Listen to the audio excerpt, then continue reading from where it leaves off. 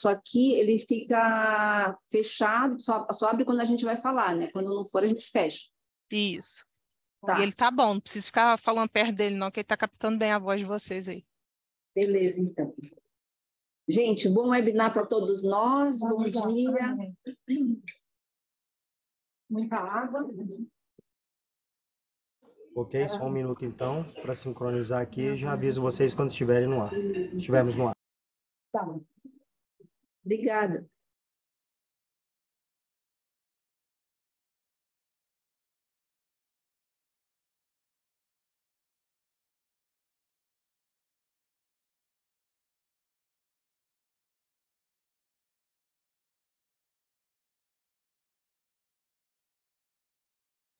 Ok, estamos ao vivo.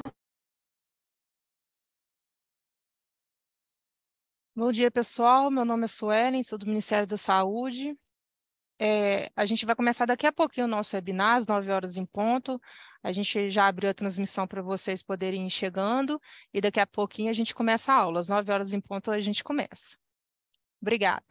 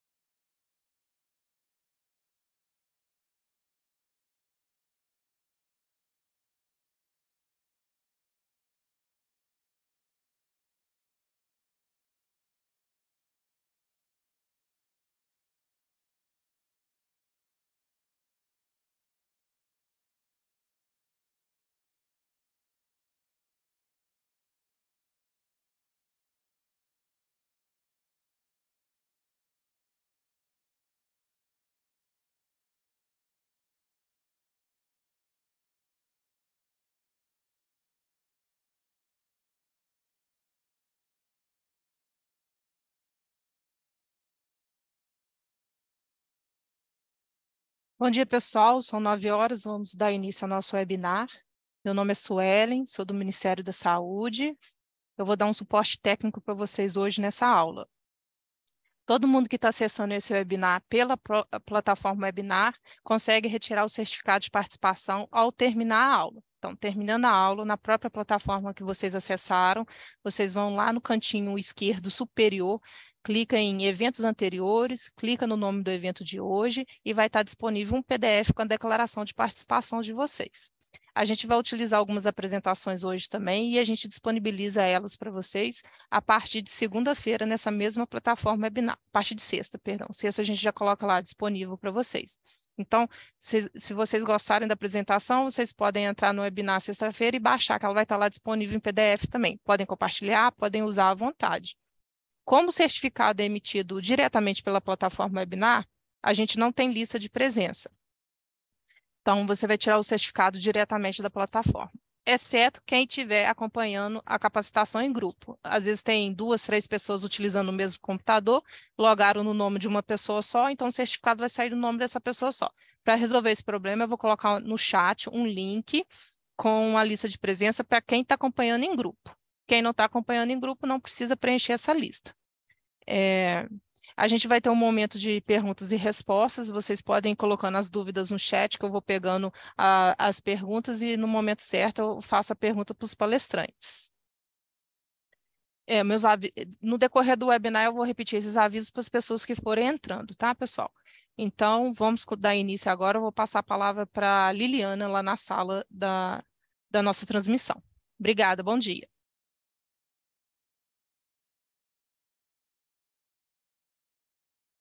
Tá. Muito obrigada, Sueli.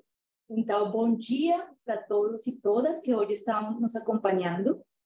Em nome da Coordenação Geral de Tuberculose, Micoses Endêmicas e Micobactérias na Tuberculose, agradecemos a disponibilidade e a participação dos palestrantes que estão hoje conosco e também a presença de todos vocês que estão nos acompanhando no formato virtual. Então, nesse sentido, eu quero falar para vocês que hoje compartilham comigo, aqui na mesa, a doutora Luciane Lima. Ela é assessora técnica da Coordenação das Doenças Transmissíveis de Atenção Primária. Também acompanha hoje este webinar a doutora Denise Aracaki. A doutora Denise Aracaki é médica infectologista, ela é consultora técnica da CGTN, aqui no Ministério da Saúde, e ela fará sua intervenção mostrando para nós essas indicações dos exames radiológicos de tórax nas ações do controle da tuberculose. Também está conosco hoje o Dr. Sidney Bombarda. Ele é coordenador de comissão científica de tuberculose da Sociedade Brasileira de Pneumologia e Fisiologia. E ele vai trazer hoje para nós aqui a apresentação radiológica mais comum na tuberculose através da imagem do raio-x. Então, como vocês vão observar aqui, o raio-x vem sendo uma complementação para o diagnóstico da tuberculose. É uma técnica de baixo custo, porém de alta sensibilidade. E o que nós vamos observar aqui no decorrer das apresentações, porque entre os diferentes métodos de imagens que temos disponíveis, o raio-x de tórax é a escolha na avaliação inicial e no seguimento das pessoas que estejam com diagnóstico de tuberculose pulmonar. Então, essas imagens sugestivas da doença precisam da complementação diagnóstica através de estudos bacteriológicos, né?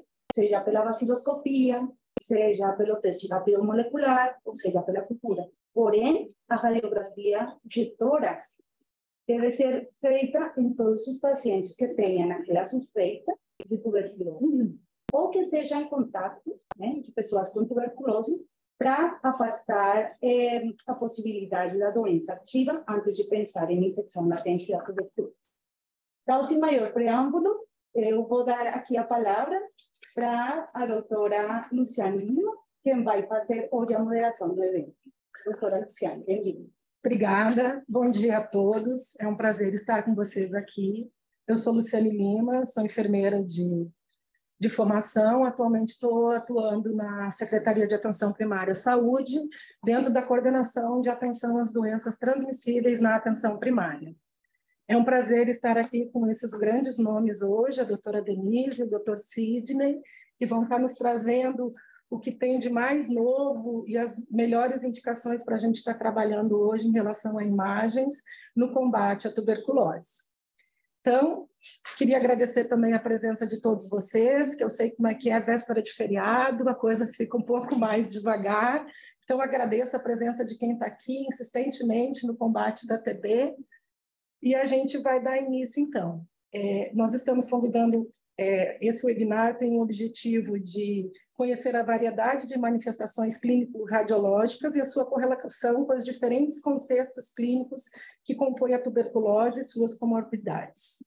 Para compreender melhor, a partir da parte clínica e da abordagem individualizada, as atividades relacionadas ao controle da tuberculose no sentido coletivo. Então, muito obrigada mais uma vez aos doutores que vão estar nos dando essa aula e podemos começar, então, com a palestra, com a fala da doutora Denise Aracati. Bom dia, pessoal. Obrigada por vocês estarem participando. Para a gente é um prazer, para o Sidney, tenho certeza que também. A gente trabalhou muito na elaboração de um atlas de imagens radiológicas para os profissionais de saúde. Então, a gente reconhece a importância do diagnóstico radiológico, inclusive nesse atlas a gente fala não só do raio-x, mas também dos exames tomográficos. Então, para a gente é o primeiro webinar que a gente faz, depois da publicação do atlas radiológico, que eu convido todos vocês a conhecerem, está na nossa página do Ministério, e eu vou falar um pouco sobre as principais indicações da radiografia de tórax no contexto da tuberculose, no contexto brasileiro.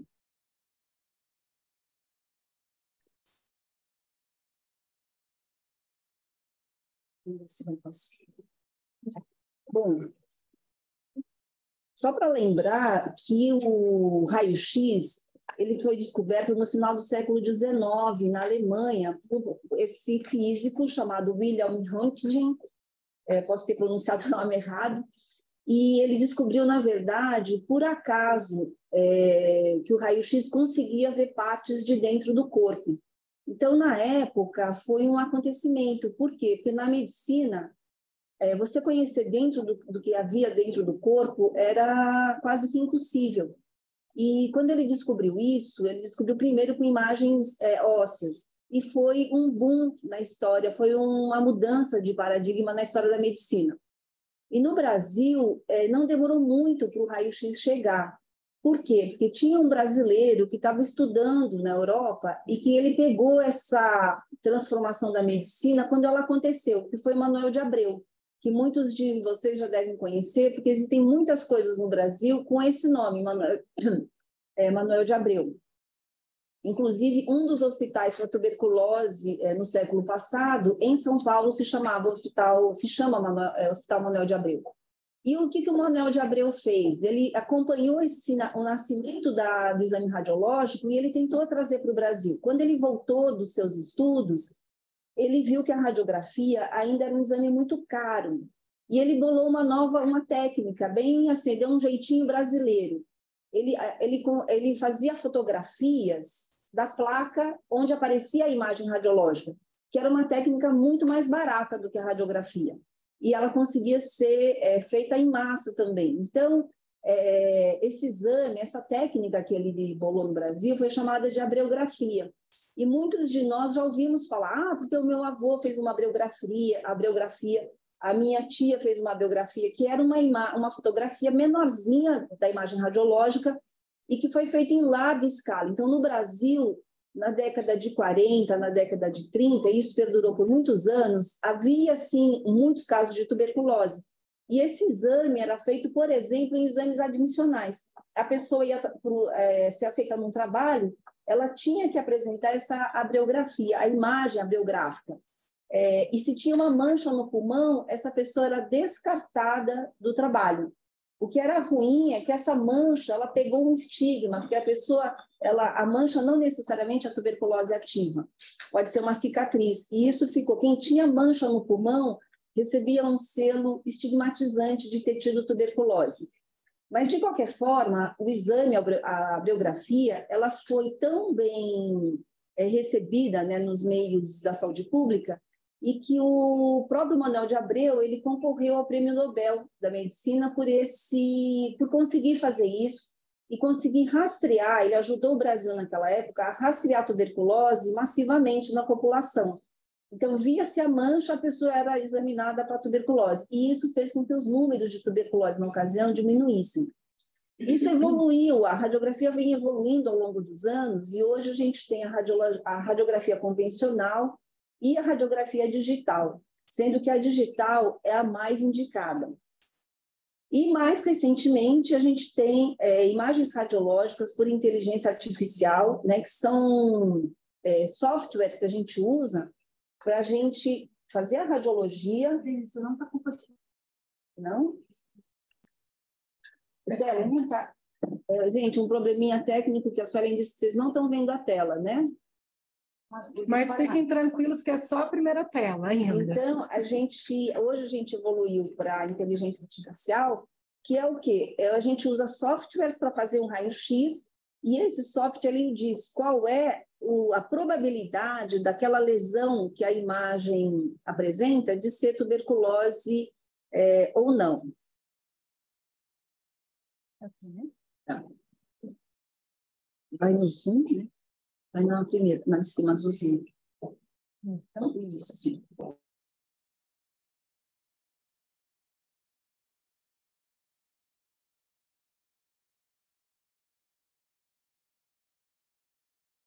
Isso, agora abre sua apresentação. Isso. Foi? Foi. Está em tela cheia? Está em tela cheia. Tá. Então, essa foi a conversa nossa até agora, vocês não perderam muito. E falando de imagens radiológicas, né, como a abriografia ela era usada massivamente, né, na primeira metade do século passado, depois, com o tempo, foi se descobrindo que isso não era necessário, você investigar todo mundo para tuberculose, que a gente deveria focalizar o raio-x para algumas populações específicas que estavam mais sujeitas a ter tuberculose. Então, a gente tem uma resolução da Anvisa de 2019 que diz, no seu artigo 79, que fica proibida toda exposição que não possa ser justificada, ou seja, a gente não faz mais radiografia em massa, a gente não chega numa escola e começa a radiografar todo mundo, a gente não chega numa fábrica e faz a radiografia de todo mundo. E essa proibição, ela diz o seguinte, que fica proibida a exposição deliberada de seres humanos aos raios-x com o objetivo único de demonstração, treinamento ou outros fins que contrariem o princípio da justificação. Além disso, estão proibidos os exames radiológicos para fins empregatícios ou periciais, que era como a abriografia era usada, exceto quando as informações a serem obtidas possam ser úteis à saúde do indivíduo examinado ou para melhorar o estado de saúde da população. Os exames radiológicos para o rastreamento em massa de grupos populacionais também está proibido, a não ser que o Ministério da Saúde julgue que as vantagens são maiores do que os prejuízos. Então, existe uma normativa sobre o uso da radiologia. No Brasil, como é que é o cenário do exame radiológico? É um exame de baixo custo, a oferta e o acesso a esse exame ainda encontra limitação em algumas regiões do Brasil, não existem laudadores, os radiologistas hoje, existem poucos radiologistas para laudar raio-x. Por quê? Porque com o avanço da tomografia e da ressonância, a maioria dos radiologistas no nosso sistema estão voltados para laudar tomografias e ressonâncias. E os que não são radiologistas, às vezes encontram dificuldade para interpretar o resultado que ele está vendo no raio-x. E lembrar que, historicamente, foi usado por rastreamento em massa da população, e agora, no Brasil, a gente mantém algumas situações em que é possível usar um raio-x para populações de alta prevalência para tuberculose. Quando é que a gente vai usar o raio-x? A gente usa, como a Liliana já falou no início, para o diagnóstico inicial. Essas recomendações estão no nosso manual de recomendações de 2019, eu esqueci de colocar a fonte, mas é desse manual. A gente vai usar no diagnóstico inicial, quando a gente suspeita que a pessoa tenha tuberculose. A gente vai usar no rastreamento de algumas populações. Então, por exemplo, pessoas vivendo com HIV/AIDS, com sintomas, com qualquer sintoma respiratório de qualquer tempo, todas deveriam realizar uma radiografia de tórax. Trabalhadores da saúde também é uma situação frequente em que os serviços de saúde pedem a radiografia de tórax para os profissionais. Monitoramento do tratamento, a gente tem um raio-x inicial, a gente consegue comparar o primeiro raio-x com os raios-x sequenciais para dizer se aquele indivíduo está tendo uma melhora radiográfica. Então, por exemplo, o paciente melhora clinicamente, mas piora radiograficamente. Isso indica para a gente que a gente deveria investigar um pouco mais se ele não tem uma outra doença associada. E a avaliação de contatos, que nos últimos tempos a gente tem falado muito da avaliação de contato, que é uma estratégia nova do Ministério da Saúde, para evitar o adoecimento por tuberculose, e essa avaliação de contato, dos contatos, ela implica na realização de um raio-x. O raio-x ele pode antecipar o aparecimento dos sintomas, e no caso de pessoas com tuberculose latente, ele descarta a doença. Então, tendo uma dupla função aí o exame radiológico. Dentro das nossas recomendações, então, só frisando, ele é o método de imagem indicado para o diagnóstico inicial e do segmento clínico. Muitas vezes, a gente visitando os serviços, as pessoas preferem fazer o exame tomográfico. Por quê? Em alguns lugares eles dizem, mas a tomografia é mais fácil. Mas não é a nossa indicação. Pelo custo, pela facilidade que tem, então a gente indica ainda o exame radiológico. A radiografia de tórax. Todos os casos com suspeita de tuberculose pulmonar ou extrapulmonar devem fazer o raio-x pelo que eu falei anteriormente, né, para você poder monitorar o sucesso do tratamento. Nas formas extrapulmonares, a gente também indica fazer a tomografia, o raio-x de tórax, porque nas formas extrapulmonares não é raro ter algum comprometimento pulmonar. Então, isso também ajuda a gente a avaliar, e quando tem esse comprometimento, a gente também investiga a tuberculose pulmonar. E excluir tuberculose ativa nas pessoas com infecção latente que tem indicação de tratamento da infecção latente. Nos nossos dados, o que a gente percebe? Isso é uma série histórica da realização de raio-x de tórax nos casos novos de tuberculose no nosso CINAM. A gente, em 2014, fazia muito mais radiografias, mostrando que o que a rede tem nos apontado, os profissionais de saúde têm apontado, é verdade. O acesso ao raio-x, aparentemente, tem diminuído. E é por isso que a gente sempre recomenda que sejam envidados esforços dos gestores, dos coordenadores de programa de tuberculose, que negociem com os seus secretários essa oferta. O raio-x, na tuberculose em especial, ela tem uma indicação bastante importante no rastreamento, no acompanhamento. Embora seja um exame que, para muitas doenças, não tem sido usado, para a tuberculose ela continua sendo o exame de eleição. Então, a gente observa, de 2014 para 2022, uma diminuição da realização dos raios-x de tórax nos casos novos. E aqui a gente vê, por unidade federada, no Brasil, 72% das pessoas com tuberculose, casos novos de tuberculose, tiveram acesso ao exame radiográfico, e aí a gente consegue ver quais são os estados que conseguem ofertar mais esse teste. Então, aí os participantes podem olhar onde é que está o seu estado, né? E aqui é relativamente novo, ele é a partir de 2018, porque foi quando a gente implantou o sistema de informação para notificação do tratamento da ILTB, e aí a gente vê que na ILTB, o raio-x de tórax, ele tem sido feito com uma frequência boa, idealmente seria 100%, mas 91%, e ele vem se mantendo desde 2018 até 2022, mesmo com a pandemia. Então, a impressão que dá é que as pessoas realmente estão priorizando as pessoas com indicação de tratamento da ILTB para descartar a tuberculose, o que é bom. Por quê? Porque é um cuidado que o profissional tem que ter de não tratar uma ILTB, uma tuberculose como ILTB. Então, isso mostra, a gente fica bastante satisfeito com esses dados, a gente espera que ele aumente, mas isso mostra uma resposta da rede com a responsabilidade de não incluir um tratamento, não prescrever um tratamento que pode ser subótimo para o paciente. E aqui mais um gráfico mostrando que para a ILTB, então para a tuberculose era 72% o acesso e para a ILTB é 91%. E aqui as unidades federadas que conseguem ofertar esse exame para descartar a tuberculose ativa nas pessoas que vão tratar da ILTB.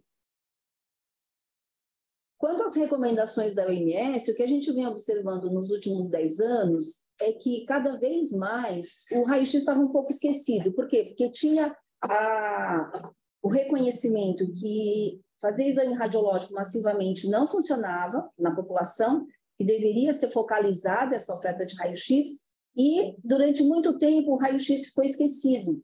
E aí, há uns 10 anos para cá, a OMS vem trabalhando de novo, vem reforçando as suas recomendações e trazendo de volta o exame radiológico como uma ferramenta importante no rastreamento e no acompanhamento dos casos. Existem vários algoritmos que a OMS propõe, eu vou mostrar alguns, colocando o raio-x em várias etapas, a partir do contato com o usuário, né, com o paciente, até o diagnóstico. A OMS propõe vários algoritmos, e esses algoritmos podem ser adaptados de acordo com a realidade local. Se você tem um raio-x fácil, se você não tem.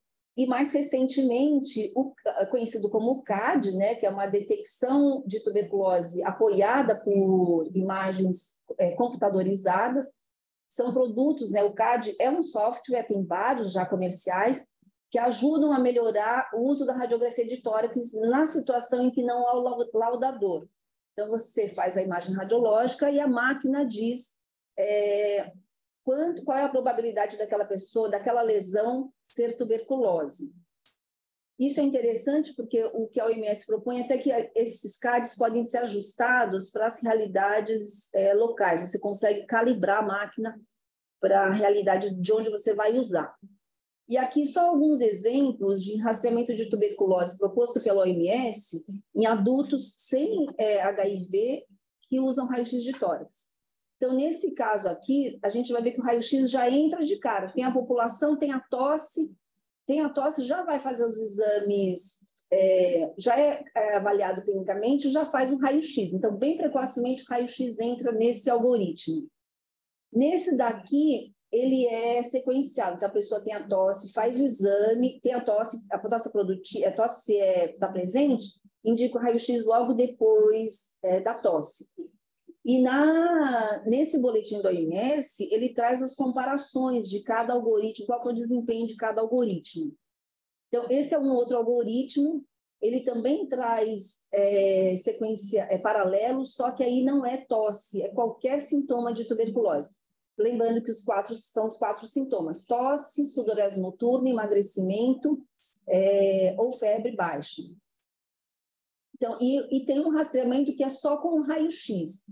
Eu trouxe esse algoritmo porque a gente teve uma experiência alguns anos atrás aqui no Programa Nacional, em que a gente fez um estudo usando o raio-x como triador em presídios, cuja prevalência é bastante alta. Todos esses algoritmos, esses números, né, a avaliação do desempenho de cada algoritmo, foi feito num contexto de prevalência de 0,5, que no Brasil é o comparável ao presídio. A prevalência brasileira é de 0,03. Então, esses algoritmos só poderiam ser avaliados num contexto prisional, e a gente fez isso com um bom desempenho, o raio-x sendo triador em população prisional. E aqui, como consideração final, lembrar que o diagnóstico da tuberculose, ele não é feito também só pelo raio-x, ele é feito por uma combinação de informação, de dados clínicos, epidemiológicos e bacteriológicos, como já tinha sido mencionado pela Liliana no início. A interpretação do raio-x, ela deve considerar os dados clínicos. Então, por exemplo, se eu vejo uma imagem radiológica sugestiva de tuberculose em um idoso, eu tenho que levar em consideração se aquela imagem é só mesmo de tuberculose ou pode ter outras lesões, inclusive lesões neoplásicas, que são compatíveis com a idade ou contexto em que vive aquele indivíduo. E a realização do raio-x, ou a não realização do raio-x, ela nunca deve atrasar o início do tratamento da tuberculose. Mesmo nas situações de ILTB, a não oferta do raio-x não deve ser um impedimento, embora seja o padrão ouro, ela não deve impedir o retardo do início do tratamento da ILTB. Eu acho que esse era o último.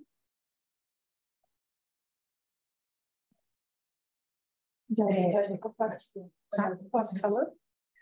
Bom, pessoal, vou corrigir minha falha humana aqui enquanto mediadora, pedindo desculpas, só um recadinho, que a gente vai fazer uma rodada de perguntas e as dúvidas que vocês tiverem no final das apresentações, mas vocês podem ir colocando no chat as perguntas e, por gentileza, colocar o nome de vocês e o local, até para depois a gente poder sair com os certificados.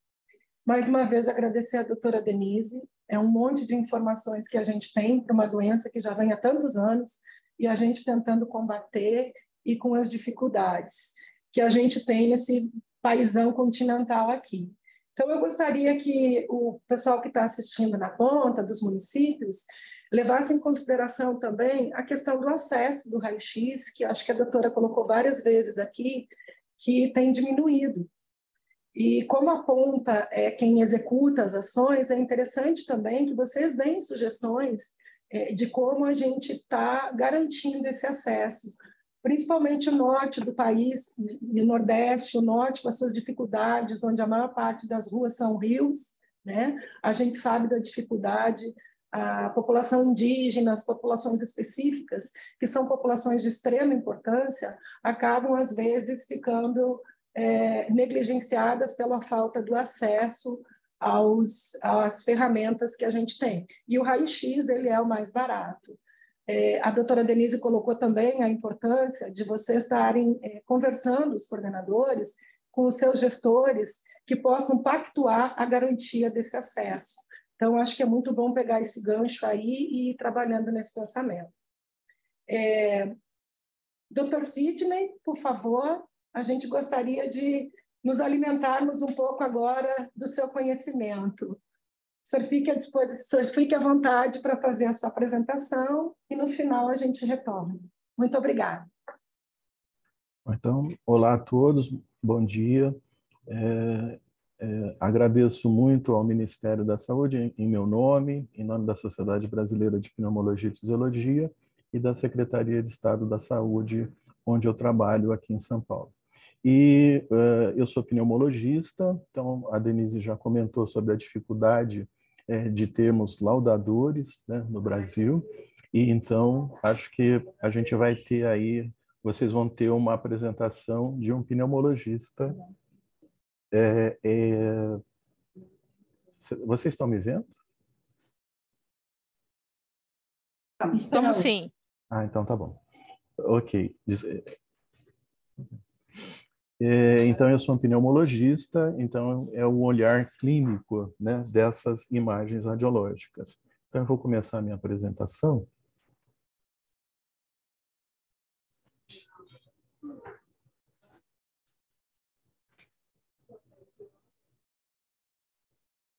Vamos lá.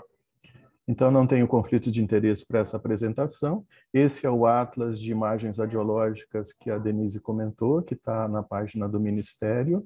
Nesse Atlas, a gente tem 30 casos, que além a gente faz uma apresentação desses casos, em seguida a radiografia, nós colocamos também a tomografia, e na sequência o raciocínio clínico programático de cada um desses casos. Então, a gente convida vocês a conhecerem, aqueles que ainda não conhecem, esse Atlas.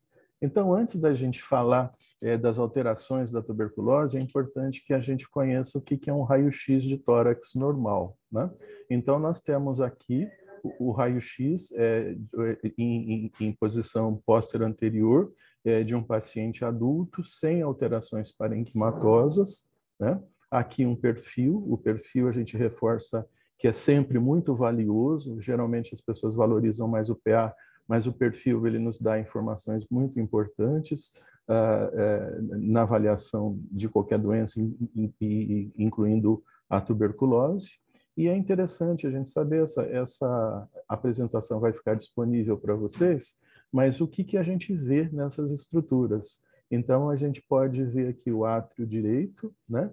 Ventrículo direito, ventrículo esquerdo, e aqui no hilo, a veia cava superior e o tronco da artéria pulmonar, que por vezes, né, e principalmente em pacientes mais idosos, em pacientes brevilíneos, essas imagens, a veia cava, o tronco da artéria pulmonar pode estar um pouquinho aumentado e simular aí alterações ganglionares. Então, é importante que a gente conheça a anatomia, né, daquilo que a gente está vendo num raio-x, nesse caso, um raio-x normal.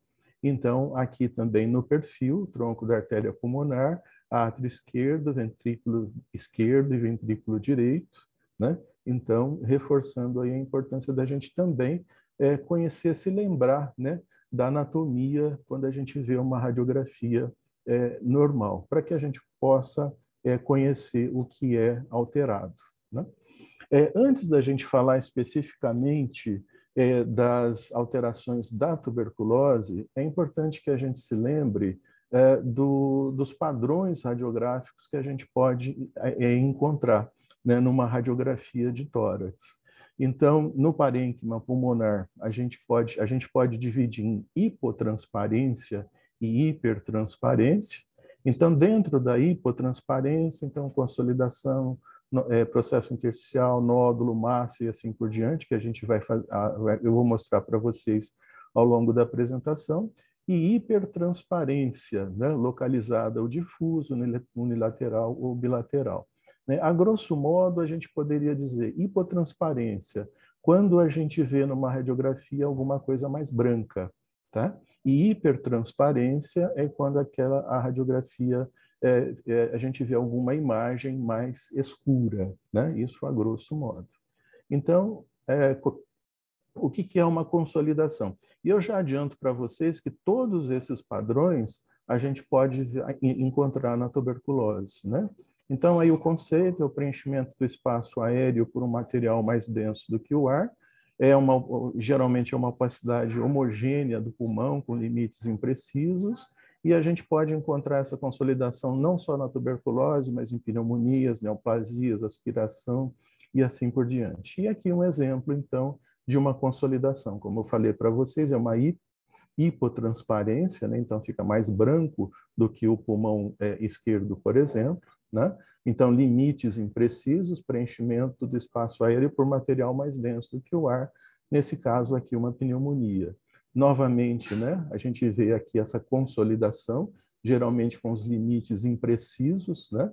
Isso também é uma pneumonia, novamente uma pneumonia, então a gente vê aqui do lado direito, né, com a flechinha aqui, essa consolidação. O segundo padrão que a gente tem que ver, para a gente lembrar da tuberculose miliar, né, é o padrão intersticial, que ele pode ser reticular, nodular, retículo nodular, ou mesmo miliar, né? Então, reticular, o próprio nome já diz, inúmeras opacidades lineares, nodular são opacidades, pequenas opacidades isoladas, retículo nodular, nódulos e opacidades lineares, e o padrão miliar, né, que são pequenas opacidades isoladas, uniformes, isso é importante, e homogêneas, que a gente vai mostrar também. Então, aqui a gente já tem um raio-x de um paciente com tuberculose miliar. Então, o que é importante a gente ressaltar na tuberculose miliar? É um padrão difuso, né? A tuberculose miliar é representativa da disseminação hematogênica da tuberculose. Então, ela não pega só um segmento, só um lobo pulmonar. Ela está no sangue, né? Então, ela pega todo o parênquima pulmonar. Então, vocês podem observar aqui que não são só nos segmentos inferiores ou nos médios, mas sim em todo o pulmão, a gente tem essas pequenas opacidades nodulares, né? Ela não é segmentar, não pega um segmento só do pulmão. Aqui é um exemplo de uma outra doença, né, que é uma sarcoidose. Então, assim, não, o padrão miliar ele não aqui é reticular, né, mas retículo nodular. Então, outras doenças podem ter esse padrão também. Outra coisa que é bastante importante a gente saber é o que é um nódulo, né? Nódulo é uma opacidade representada na radiografia por uma opacidade que mede até 3 centímetros de diâmetro, tá? Então, quando a gente tem lá uma bolinha, vamos dizer assim, né, que tem até 3 centímetros de diâmetro, então a gente tem um nódulo. Então, várias doenças podem causar nódulo, então, micoses pulmonares, granulomas, carcinoma de pulmão, mas a tuberculose também. E a gente tem aqui o caso, como vocês podem ver, de um raio-x com um nódulo de pulmão aqui no campo médio do pulmão direito. Qual que é a diferença de nódulo para massa? Como eu falei, o nódulo tem até 3 centímetros, e a massa tem mais, também, geralmente é uma opacidade isolada, geralmente arredondada, e maior do que 3 centímetros. Então, até 3 centímetros a gente descreve aquilo como um nódulo, acima de 3 centímetros a gente descreve como massa. E a gente tem aqui o exemplo de uma massa, então, tá? O diagnóstico aqui é uma neoplasia de pulmão, uma outra massa também uma neoplasia de pulmão, mas a gente vai ver que a tuberculose também pode se apresentar como massa, tá certo? Aqui é um paciente com uma pneumoconiose, com uma silicose, com massas imensas, então a gente pode com certeza ver que aqui tem mais do que 3 centímetros, não é um nódulo, então isso aqui, né, são massas bilaterais, que a gente pode ver na tomografia também. Na verdade, um paciente com uma sílico-tuberculose, tá? A telectasia é uma aeração menor do que o normal em uma porção, ou então em todo o pulmão, com consequente redução do volume. E a gente tem aqui um esqueminha lembrando, né? Lembrando que pode ser por uma compressão intrínseca, por exemplo, uma tuberculose endobrônquica, falando de tuberculose, uma compressão extrínseca, um gânglio comprimindo aí o brônquio-fonte. Então, aqui um exemplo, né, que a gente tem um esqueminha aqui, em rosa, né, a cisura horizontal, então, provavelmente tem uma obstrução aqui, e esse pulmão, ele colapsou. E a imagem que a gente vê no raio-x é essa do meio aqui, é esta imagem aqui que a gente pode ver, né? Uma hipotransparência, certo? E aqui, posteriormente, também, porque é lobo superior. Chegando na cavidade, né, bastante comum na tuberculose, a definição é uma massa no interior do parênquima pulmonar, cuja porção central apresentou necrose, no caso da tuberculose, necrose de caseificação, e qual foi expelida, deixando um espaço aéreo, né? Não é exclusiva da tuberculose, por isso que é importante a gente não ter... A gente tem que ter a radiografia, mas a gente tem que ter bacterioscopia, como já foi falado, a gente tem que ter clínica, a gente tem que ver o paciente como um todo, porque nenhuma dessas alterações elas são exclusivas da tuberculose ou de qualquer outra doença, né? E a gente já apresenta aqui uma cavidade, uma apresentação atípica da tuberculose, né? Que é num paciente diabético, que a gente vai falar. Pacientes diabéticos, eles podem ter alterações atípicas da tuberculose. Então, a gente brinca aqui que esse paciente ele não lê o livro, né? Que essa cavidade, geralmente, ela teria que estar aqui em cima, né? Nos campos superiores, e ela está lá embaixo, mas essa é a representação de uma cavidade. Fibrose, na verdade, é um termo que a gente só consegue definir que é uma fibrose mesmo na patologia, mas existem lesões pulmonares, principalmente nas sequelas de tuberculose, né? A sequela, o paciente, quanto mais demorado o diagnóstico for, geralmente maiores são as sequelas e a gente pode ter fibrose, então seriam qualquer opacidade que presumivelmente represente tecido fibroso, né? Então a gente vê aqui essa imagem, onde aqui é uma colagenose, né? Eu vou mostrar depois os exemplos da tuberculose, mas que presumivelmente isso aqui é representativo de fibrose, né? Na tuberculose, a fibrose geralmente é um sinal de sequela de tuberculose, não de atividade de tuberculose. E, finalmente, a calcificação, né? Onde a gente tem depósitos de sais de cálcio no interior das lesões pulmonares.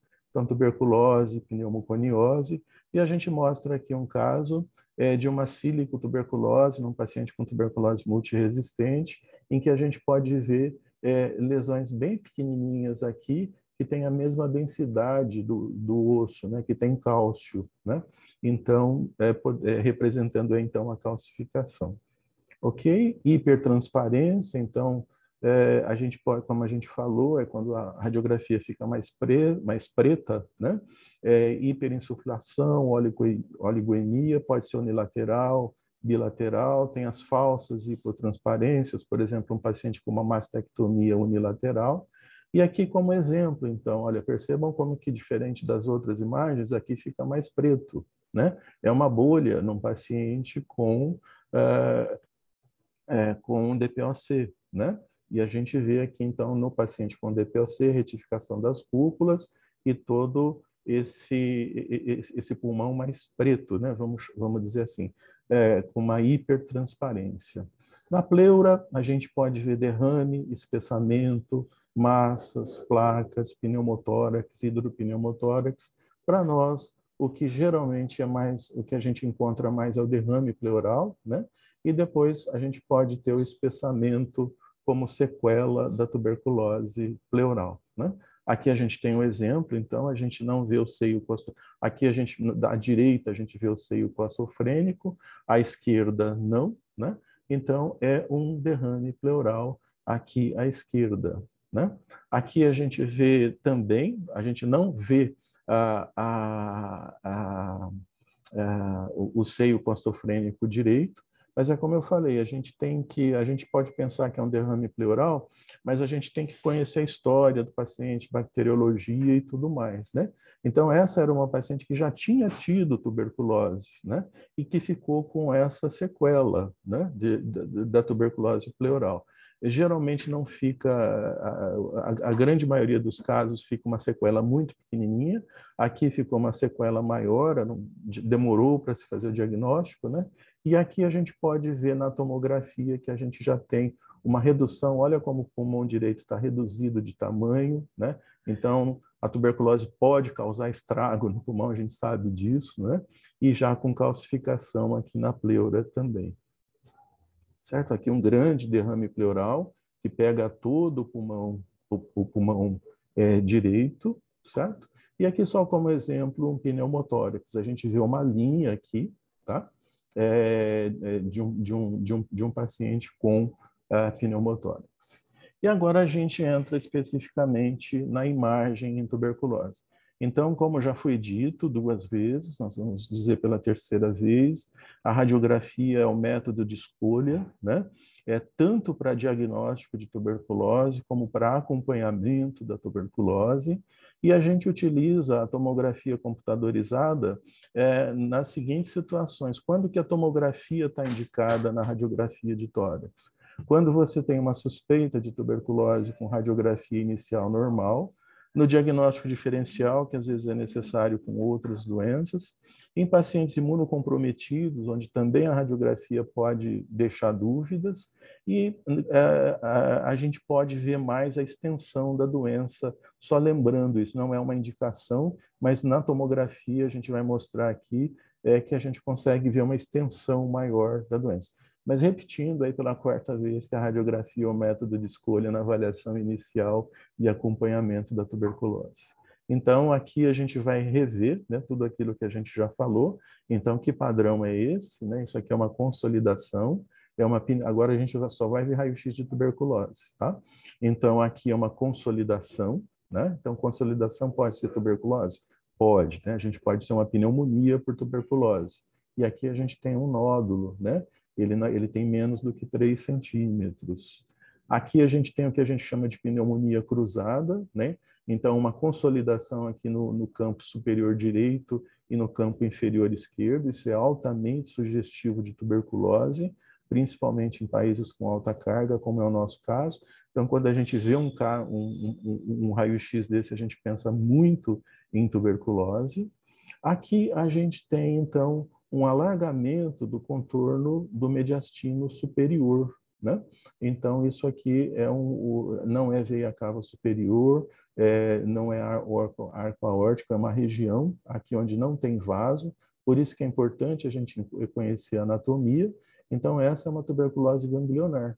É um pequeno alargamento do mediastino que a gente pode ver que aqui antes do tratamento e aqui depois do tratamento, é sutil de ver, mas a gente não vê esse alargamento nessa região. tá? Então, alargamento de mediastino também pode ser tuberculose. Aqui nós já falamos, né? Disseminação hematogênica da tuberculose miliar, imagem que a gente já mostrou. Aqui as famosas cavidades, né? Então a gente tem cavidades bilaterais aqui, que são bastante comuns na tuberculose, geralmente nos campos superiores. Aqui aquele nódulo que a gente mostrou, na verdade era uma paciente que já tinha tido tuberculose na infância. Quando a gente faz uma tomografia, aqui a gente vê esse nódulo, e aqui a gente pode ver o nódulo que a gente chama de nódulo de Ghon, né? E um gânglio mediastinal formando o sinal do Alteres, né? Como uma sequela aí de tuberculose, era uma paciente adulta, como uma sequela de tuberculose na infância. Aqui, então, como já foi dito também, né, é muito importante, mesmo nas formas extrapulmonares, a gente fazer avaliação dos contatos. E a gente vê, por exemplo, aqui, esse é um exemplo, né, prático, né, que a gente vê um paciente que tem um derrame pleural, né, com uma lesão aqui sugestiva de fibrose, mas a gente não vê grande coisa no parênquima. No entanto, quando a gente tem a tomografia, olha quanta lesão no parênquima ele tem, né? Então, a gente fez um trabalho aqui no Hospital das Clínicas, em São Paulo, em que a gente viu que 60% dos pacientes com tuberculose pleural tinham também comprometimento pulmonar, né? Então, por isso que vale a pena sempre a gente investir no exame bacterioscópico, né? Na baciloscopia de escarro, no TRM, porque esses pacientes, no nosso trabalho aqui, em 60% eles tinham também comprometimento pulmonar, tá? E isso acontece com as outras formas de doença também. Aqui é uma sequela de tuberculose, uma fibrose pulmonar, né, no paciente que tinha uma tuberculose pleural. E a gente tem que lembrar das apresentações atípicas de tuberculose, principalmente nos pacientes com imunodeficiências ou em uso de corticoterapia. O que está se falando muito no mundo é da associação de tuberculose e diabetes mellitus, né? E em pacientes idosos, né? Que a gente pode pensar em muitas outras doenças, pensa em DPOC, pensa em câncer, mas a gente pode, vamos dizer, comer bola por não pensar em tuberculose, por ele ter apresentações atípicas. Então, esse é um paciente com diabetes, né? Os pacientes diabéticos, essas cavidades, é como a gente falou no início, elas podem estar nos campos inferiores, então a gente poderia pensar em alguma outra coisa. Não, cavidade aqui não, a cavidade tem que ficar lá em cima. Não, se for um paciente diabético ou mesmo um paciente idoso, ele pode ter essas cavidades nos segmentos inferiores. A gente não sabe ainda por quê, mas provavelmente por alterações metabólicas aí do diabetes no parênquima pulmonar, tá? Então, veja, né, a cavidade ela está aqui embaixo, é uma apresentação atípica. Essa é uma paciente idosa, uma paciente de 70 anos. Veja, lembra que a gente falou? Então, massa, né? Mais do que 3 centímetros. Quando a gente olhou essa radiografia, né, a gente pensou primeiro, quem vê essa radiografia pensa primeiro numa neoplasia de pulmão, né? Uma massa numa paciente de 70 anos. Mas a gente tem que lembrar que idoso pode fazer apresentação atípica. Então, a gente tem que ver o paciente de novo, como um todo, com baciloscopia, com um quadro clínico. Então, qual que é o quadro clínico dessa paciente? E a gente tem que pensar em neoplasia, claro, mas tem que pensar em tuberculose também, que é o nosso objetivo, né? E essa paciente realmente tinha, essa é a tomografia da paciente, esse é um caso, todas essas imagens são de tuberculose, já formando uma cavidade aqui no meio, um paciente com tuberculose. E aqui um paciente com artrite reumatoide, né? Tomando, então, que a gente falou, pacientes em corticoterapia, então tomando drogas imunossupressoras, né? E que fez uma disseminação hematogênica, ele fez uma tuberculose miliar, né? Em decorrência aí do uso do corticoide, né? Que a gente pode ver aqui na tomografia, que são esses pequenos nódulos, como a gente falou, não se limita a um campo do pulmão, mas eles estão em ambos os campos, estão em todo o parênquima pulmonar. A gente vai mostrar, então, algumas... A gente já falou quais são as indicações de tomografia, né? Repetindo pela quinta vez que o método de escolha é a radiografia, mas a tomografia ela pode nos ajudar muito naquelas situações em que a gente comentou, né? Então, tem alguns sinais que são compatíveis com a tuberculose, eu vou mostrar esses sinais para vocês, por conta até do tempo, né? Então, vamos lá, aqui a gente tem uma cavidade, né, de paredes espessas, né? Normalmente, isso aqui demonstra para a gente atividade de doença, né? Pequenos nódulos já cavitados também. Então, geralmente, nas sequelas de tuberculose, o paciente pode ficar com cavidade? Pode, mas essas cavidades, geralmente, elas são de paredes mais delgadas, mais finas, né? Cavidade de paredes espessas geralmente ocorre em pacientes com atividade de doença. Aqui a gente vê consolidação, né? Tá bonita essa imagem, com broncograma aéreo, pequenos nódulos. Então, esses nódulos, como a gente pode ver aqui de distribuição segmentar, eles podem fazer o diagnóstico com outras doenças, né? Granulomatosas, né? Então, geralmente, por disseminação broncogênica, a tuberculose pega aí, então, esses segmentos do pulmão, como a gente pode ver aqui nos dois pulmões. Percebam, ó, não é todo o pulmão, né? É só um segmento. Então, esse é um sinal muito sugestivo de tuberculose, um segmento com pequenos nódulos no seu interior. Novamente aqui, uma imagem mostrando aqui vários nódulos que vão coalescer, provavelmente se a gente demorar para fazer o diagnóstico, vai formar uma cavidade aqui, árvore em brotamento, né, que são o preenchimento do espaço aéreo aqui próximo, nos bronquíolos terminais. Aqui para mostrar como que é segmentar, né, esse comprometimento desses nódulos. Aqui também a gente vê esses nódulos de distribuição segmentar no pulmão. Aqui eu até trouxe a imagem do início do tratamento e pós-tratamento com esquema básico. Então, veja, santo esquema básico, né? Veja como que essas lesões elas podem e geralmente desaparecem por completo, né? Aqui também vários nódulos, né? Uma imagem mais ilustrativa, mostrando aqui, olha, nódulos, o que a gente chama de árvore em brotamento, né? Preenchimento do espaço aéreo. Aqui a gente vê nódulos, né? O que na tuberculose, geralmente você tem um nódulo com nódulos satélites, né? Que a gente chama. Então, é difícil, muitas vezes a gente confunde isso aqui pode ser uma neoplasia, lógico, pode ser outras doenças, mas a presença de nódulos satélites sugere tuberculose. E aqui a gente mostra uma massa, né? Como a gente viu. Então, massa pode ser tuberculose? Pode, né? Então, aqui um nódulo, aqui uma massa numa paciente idosa também. Então, as apresentações atípicas, né? Novamente, aqui mais exemplos para a gente mostrar esses nódulos de distribuição segmentar. E importante também, né, quando a gente avalia uma radiografia, a gente saber se aquilo que a gente está vendo é sinal de atividade da doença ou se aquilo é compatível com a sequela de tuberculose. Novamente, a história do paciente é importante, a gente tem que se deter, a gente tem que fazer anamnese, a gente tem que fazer exame físico, tudo aquilo que a gente aprendeu em propedêutica, a gente tem que aplicar para o nosso paciente, né? Além da radiografia de tórax, que é o motivo da gente estar conversando aqui hoje. Então, geralmente, o que é sinal sugestivo, né? De tuberculose? Cavidade com paredes finas, estrias ou bandas, né? Nódulos bem definidos e bronquiectasias de tração.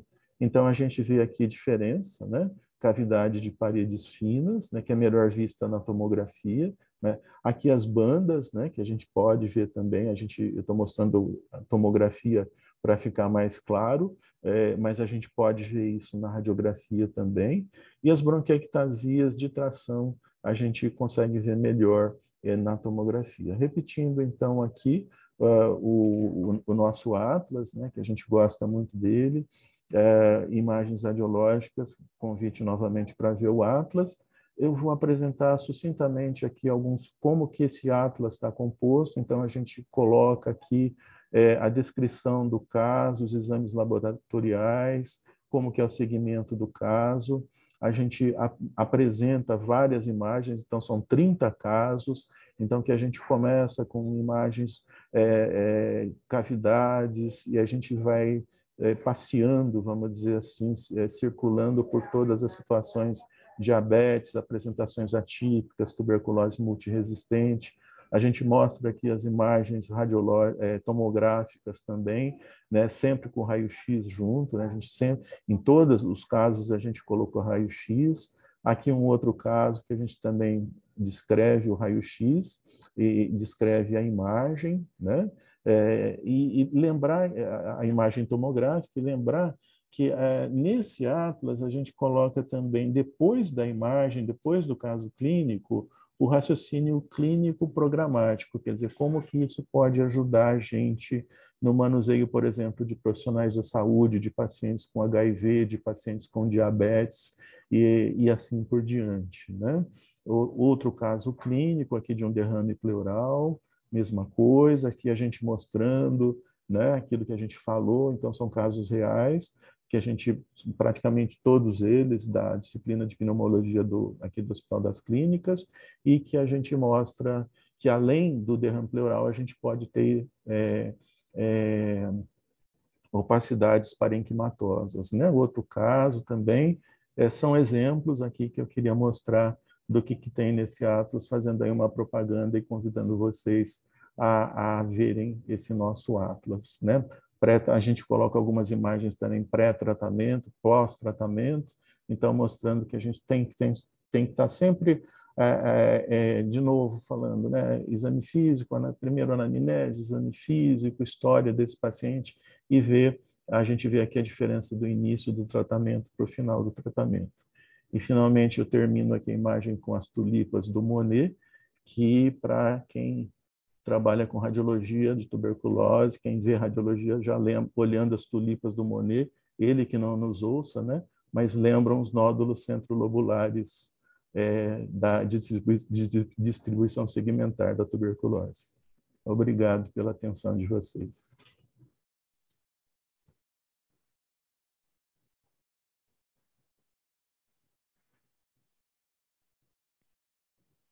Então, pessoal, agradecer mais uma vez a excelente aula do professor Sidney, do Dr. Sidney. Acho que a gente aprendeu muito aqui, eu principalmente também, porque a gente revê coisas. E aí nós vamos fazer, então, nós já temos aqui 10 perguntas, e nós vamos fazer em bloco de 3. Eu vou ler as perguntas, e aí eu gostaria que o Dr. Sidney e a doutora Denise tivessem ficassem à vontade para responder o que lhe é mais direcionado. Só vou pedir mais uma vez que, por favor, os participantes, além do nome, coloquem qual a localidade. Então, Tiago Sampaio, a primeira pergunta. Eu vou ler as 3 perguntas, os 3 doutores vão responder, depois a gente faz o bloco de mais 3, assim concomitantemente, ok? Então, Tiago Sampaio, ele quer saber se, na ausência do médico, o enfermeiro da estratégia saúde da família tem autonomia para solicitar o raio-x de tórax para complemento de diagnóstico médico ou acompanhamento da doença em si. A segunda pergunta é da Alda, e ela pergunta: então podemos iniciar um ILTB sem radiografias? Doutor Sidney, se qualquer coisa o senhor precisar que eu repita as perguntas, fique à vontade, tá? Aí vem Guilherme Gama. Existe alguma recomendação específica para a população em situação de rua, considerando que é uma população altamente vulnerável para adoecimento e óbito por TB? E aí, Guilherme, lembrando que essa tua pergunta se estende a outras populações específicas, como populações indígenas, ribeirinhas, ciganas, enfim, né? Então, seriam essas 3 perguntas no primeiro momento. Tá. Sidney, vou responder algumas, porque eu acho que tem mais a ver com as recomendações programáticas, mas você fica à vontade, tá? Bom, do Tiago, o enfermeiro, né, o programa de tuberculose, ele é um programa com bastante protocolos, né? E o enfermeiro, ele tem quase poder de fazer tudo, inclusive a prescrição nos locais onde não há médico. Ele pode iniciar o tratamento com esquema básico. Então, isso já existe há muitos anos, essa recomendação de que onde não há médico, o enfermeiro ele toca as atividades, né, do programa de tuberculose. Então, ele poderia sim. Aí, às vezes, o que acontece é que em alguns municípios existe um impedimento do enfermeiro. Então, às vezes, tem que ter uma pactuação local, principalmente com os conselhos de classe locais. Mas, pelo Programa Nacional, onde não há médico, há sim o enfermeiro quem faz as atividades programáticas. Alda, fazer ILTB sem radiografia, o que a gente tem? A gente tem trabalhado muito com essa estratégia de avançar com o tratamento da infecção latente no Brasil, né? A gente visitou vários serviços para poder implantar, de fato, essa recomendação. E a gente tem usado uma figura, é quase uma metáfora, né, para trabalhar com a questão da ILTB, que a gente tem falado assim, olha, se o seu serviço ele tem raio-x e IGRA ou PPD, ele é considerado um serviço medalha de ouro. Se no seu serviço você só tem o raio-x ou você só tem o PPD ou o IGRA, ele é um serviço prata. E se o seu serviço não tem nada, não tem o raio-x, não tem acesso ao raio-x, não tem acesso à IGRA ou PPD, ele é um serviço bronze. O que não dá para acontecer é não ganhar nenhuma medalha, que é não fazer nada. Então, ele tem que fazer alguma coisa pela pessoa com indicação de tratamento de ILTB, principalmente se essa pessoa que você está investigando é um contato de caso de tuberculose pulmonar ou se essa pessoa vive com HIV, que são as populações que mais adoecem por tuberculose. Então, se você usar, por exemplo, os 4 sintomas da OMS, tosse de qualquer tempo, febre persistente, sudorese noturna e emagrecimento, se for não para as 4 perguntas, você tem uma probabilidade de 97% de não ter tuberculose. Então, se você não tem acesso ao raio-x e ao PPD, mas você avalia que aquela pessoa mora, por exemplo, em condições precárias de vida, tem um grau de desnutrição, na casa habitam várias pessoas e tem alguém com tuberculose, então a probabilidade dessa pessoa vir a adoecer é alta. Então, você deveria, sim, tentar fazer o tratamento da ILTB nessa pessoa. Se você tem o PPD ou o IGRA, no caso das pessoas vivendo com HIV, você já não está tão ruim, você já não é mais o bronze, você é o prata. Se você tiver os dois, é ótimo, que você é o ouro. O que não dá é para o seu serviço ficar sem nenhuma das medalhinhas. Tá? Então, não sei se eu respondi, mas dá sim para fazer tratamento de ILTB sem radiografia. Com radiografia é o padrão ouro. E o Guilherme fala das populações em situação de rua. Guilherme, um convite para você dar uma olhadinha no nosso manual. A gente tem várias recomendações para as populações específicas. População prisional, profissional de saúde, população privada de liberdade, população indígena. Bastante recomendações que são específicas para cada população. Às vezes, se você estiver falando de raio-x de tórax, é um pouco avaliar. A gente tem essa recomendação da Anvisa, né, que é uma norma, da gente não submeter as pessoas ao exame radiológico desnecessário, mas na população em situação de rua, talvez fosse uma situação no Brasil que valeria a pena fazer o exame radiológico em todos, uma vez por ano, por exemplo, que seria uma busca massiva de tuberculose nessa população. O que a gente não tem são estudos, todos os estudos que a OMS, inclusive, usa, não é em população de rua. Por isso que, para o Programa Nacional, o Ministério da Saúde, fazer uma recomendação que não tem nenhuma evidência é difícil. Mas no seu serviço, se você é um consultório na rua e você mora numa região onde há tuberculose muito prevalente, ou seja, o bacilo está circulando muito, isso é uma decisão que às vezes a equipe pode tomar, né? O raio-x não tem uma exposição muito alta de radiação e é uma população que a gente sabe que tem muita tuberculose. Sidney, você quer acrescentar alguma coisa?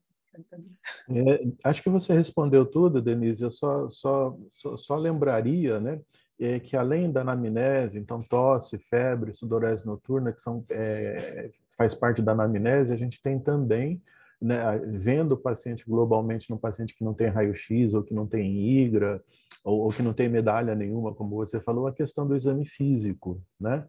Então esse paciente é um paciente, como eu falei, a gente tem que usar todos os recursos que a gente tem, né? Então, além da anamnese, o exame físico desse paciente, quer dizer, auscultar esse pulmão, né? Então, de repente, aí a gente pode tomar a nossa conduta também, acrescentar aí o exame físico, a baciloscopia, o TRM, né? A bacteriologia, né? Mas principalmente o exame físico, que às vezes a gente percebe que fica um pouco para trás, né? Bem lembrado, Sidney. A gente até tinha comentado, quando você falou da anamnese num dos casos, a gente falou, nossa, os médicos esquecem de examinar hoje em dia, né, os pacientes, mas foi bom você ter feito esse reforço. Doutor Sidney, eu acho que todo dia a gente tem que estar reforçando essa moçada aí, que apesar de todas as tecnologias de ponta e tecnologia artificial, o exame físico ainda é uma das melhores técnicas, né? Exatamente. A gente se surpreende, né? E aí eu posso dizer como pneumologista que às vezes você não vê nada tendo raio-x, mas quando você vai auscultar o paciente, você se surpreende. Então, a gente não esquecer nunca, né, lá da propedêutica que nós, médicos, enfermeiros, profissionais de saúde, aprendemos lá no primeiro ano, né? Que é a anamnese, exame físico. Muito obrigada e muito bem lembrado. Dando continuidade nas perguntas, eu só queria esclarecer as pessoas que estão nos assistindo e colaborando com esse crescimento em coletividade aqui em prol da eliminação da TB, que vai ficar um pouco complicado a gente fazer uma pergunta de cada vez, até pela questão da nossa organização e do tempo. Então, a gente vai dando sequência de 3 em 3, ok? E aí, continua Dr. Sidney e doutora Denise ficando à vontade para responderem aquilo que gostariam, né? A Rosivânia Azevedo, a pergunta dela é a seguinte: no caso, com a falta do PPD que estamos para ILTB, podemos pedir raio-x? Por que o IGRA restrito? Aí vamos para a pergunta do Guilherme, do Núcleo de Vigilância Epidemiológica de Patos de Minas. A partir de qual estágio da tuberculose o raio-x consegue detectar? Mais uma do Guilherme.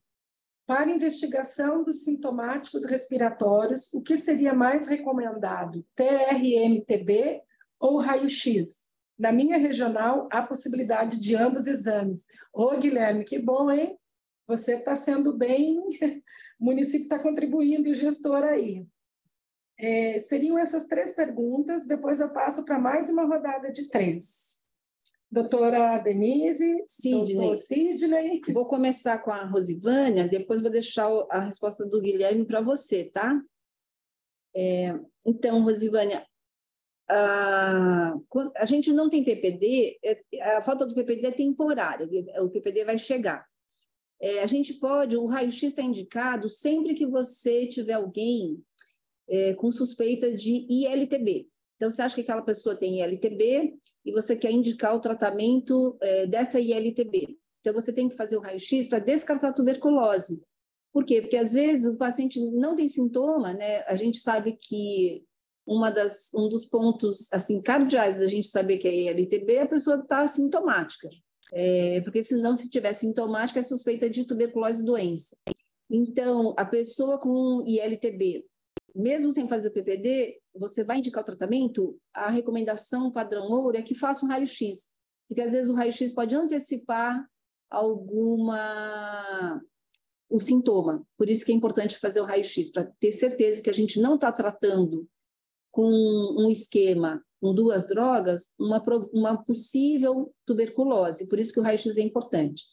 Dá para fazer sem o raio-x? Dá, mas tem que acompanhar de perto, principalmente se a pessoa está num local onde a vulnerabilidade e a pressão epidemiológica do bacilo é muito alta. Mas dá sim para fazer, e deve fazer sim o raio-x, principalmente se ele estiver disponível.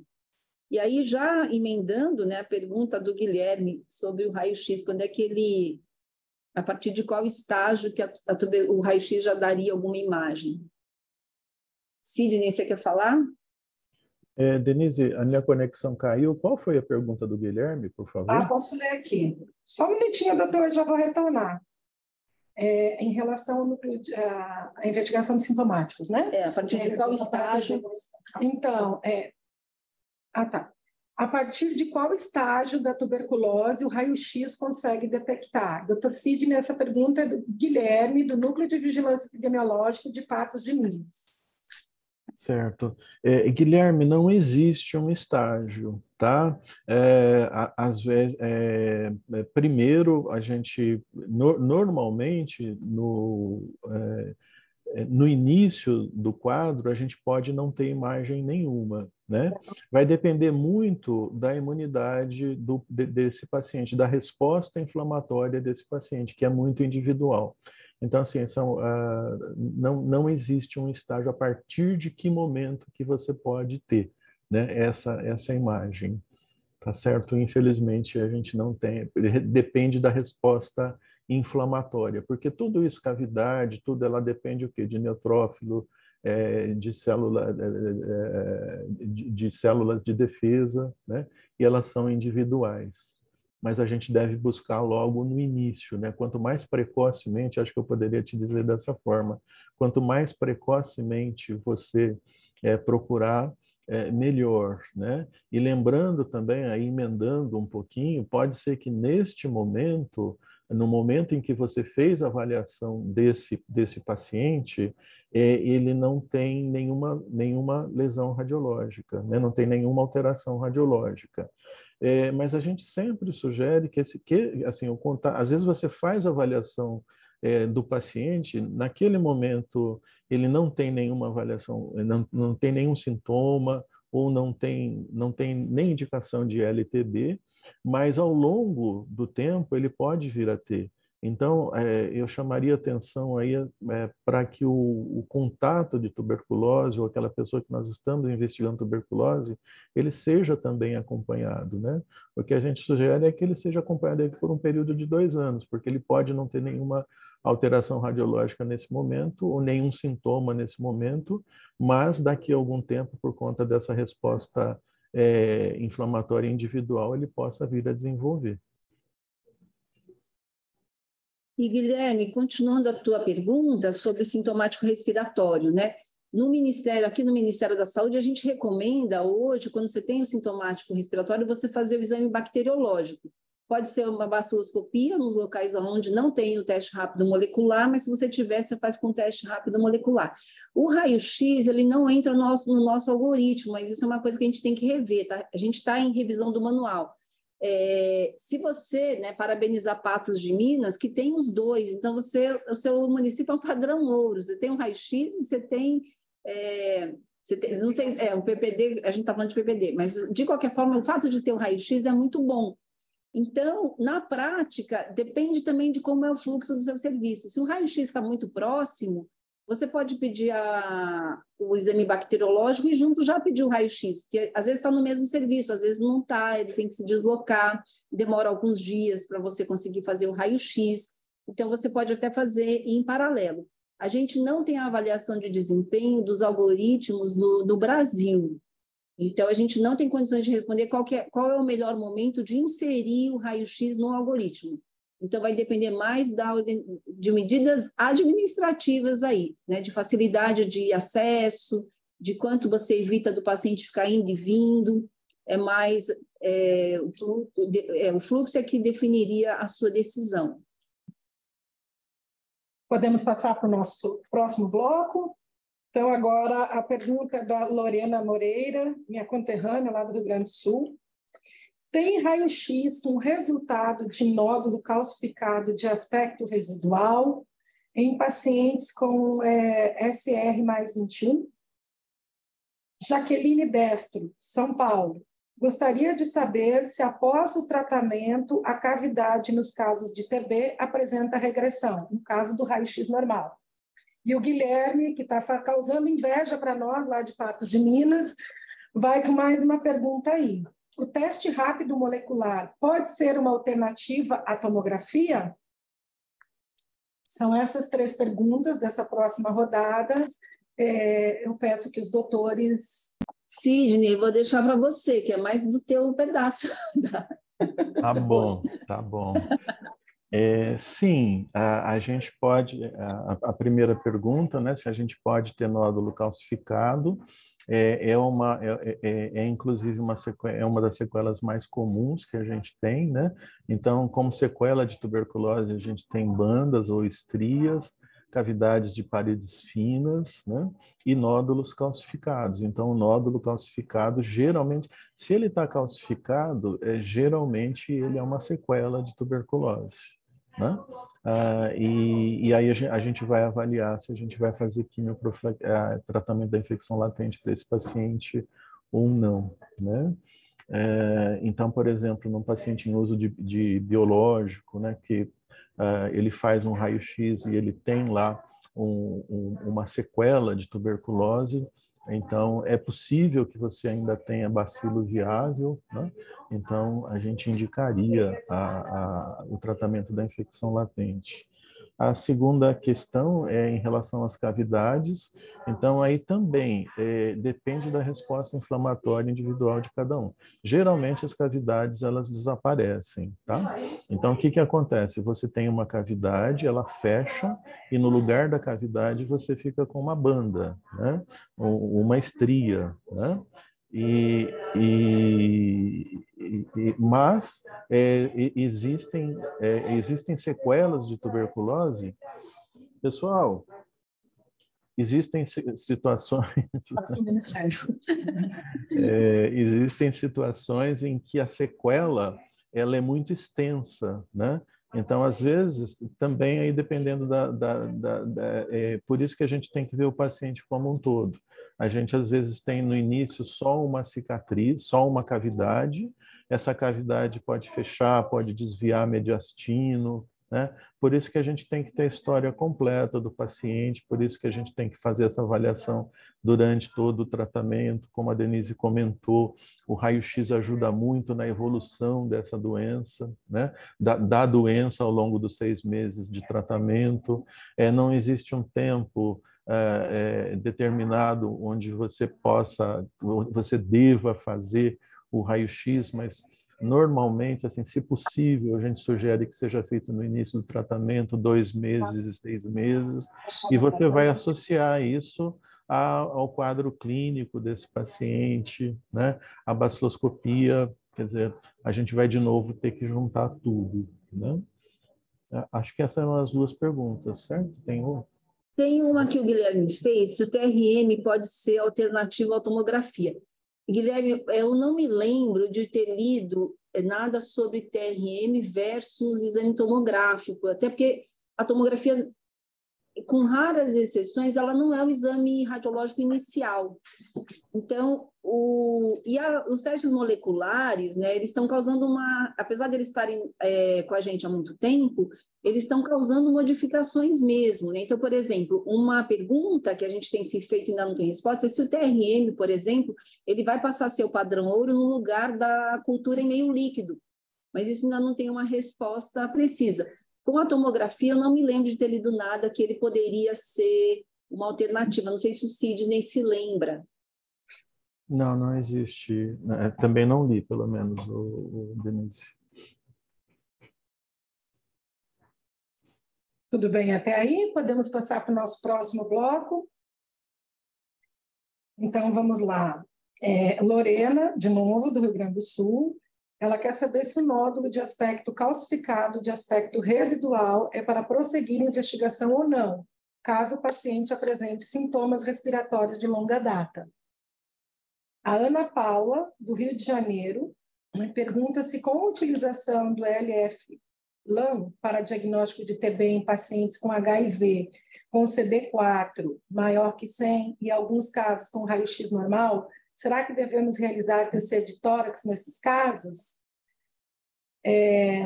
PDC pergunta quais as imagens mais típicas de tuberculose costumais aparecem nas radiografias.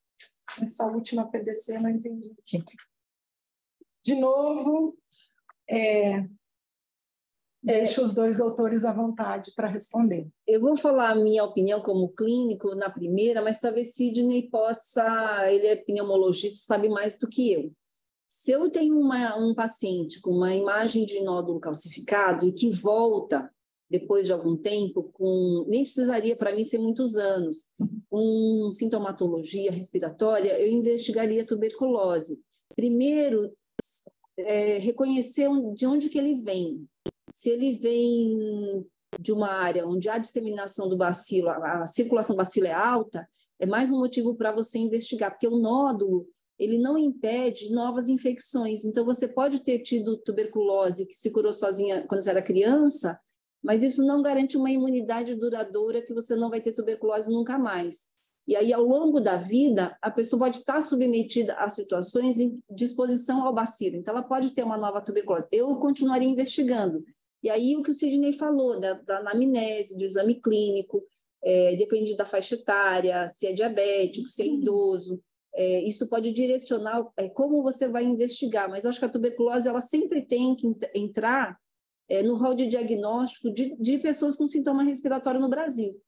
Às vezes a gente, na clínica, não sei se Sidney enfrenta isso, às vezes a gente tem lá a pessoa que tem nível superior, tem um trabalho regular e chega para a gente, e a gente quando fala que é tuberculose, suspeita, a pessoa fica ofendida, achando que, nossa, como assim eu, que sou um trabalhador, uma executiva, não sei o quê. Até trabalhadores da saúde às vezes têm preconceito quando a gente diz que a suspeita é tuberculose. Mas essas pessoas também no Brasil pegam tuberculose. As pessoas com um bom nível social também pegam tuberculose.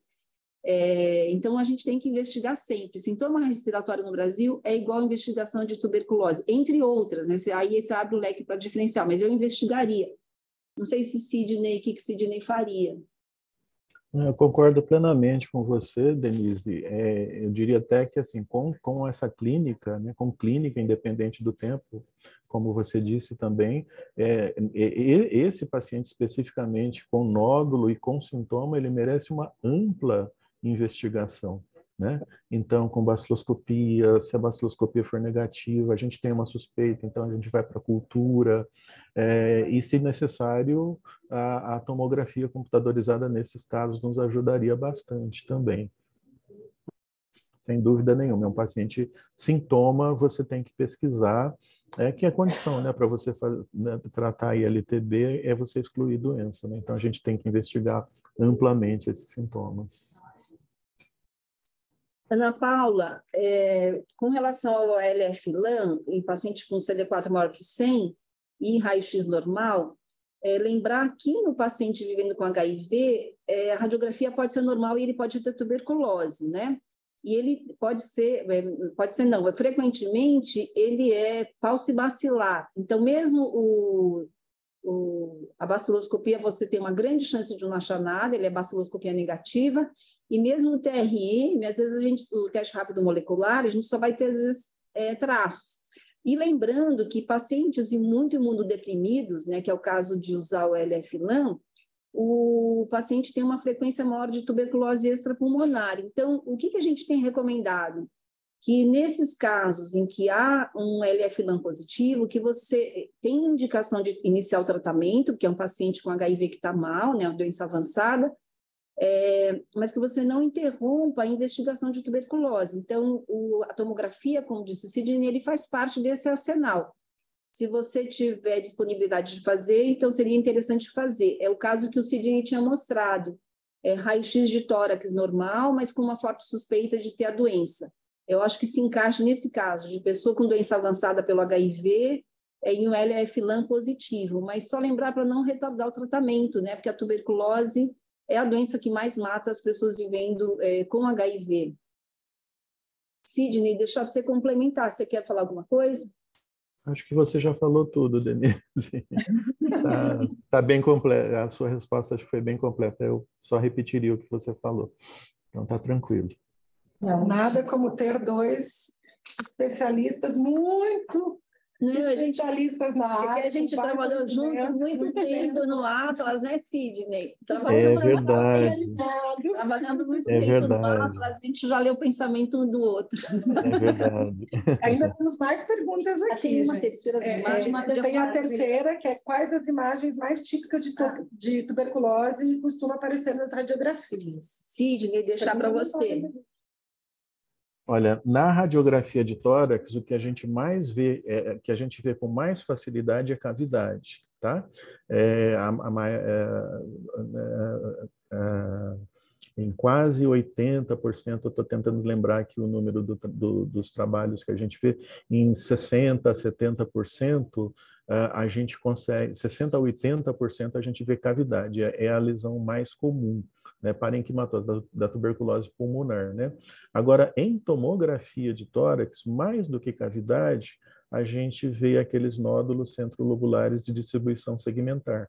A gente vê mais do que cavidade, por isso que eu foquei bastante neles, porque eventualmente você pode receber uma tomografia de um paciente que está em investigação diagnóstica, e esses nódulos de distribuição segmentar, que não pegam o parênquima todo, eles são mais comuns do que cavidade. Então, resumindo, em radiografia, cavidade, e em tomografia, nódulos centrolobulares de distribuição segmentar.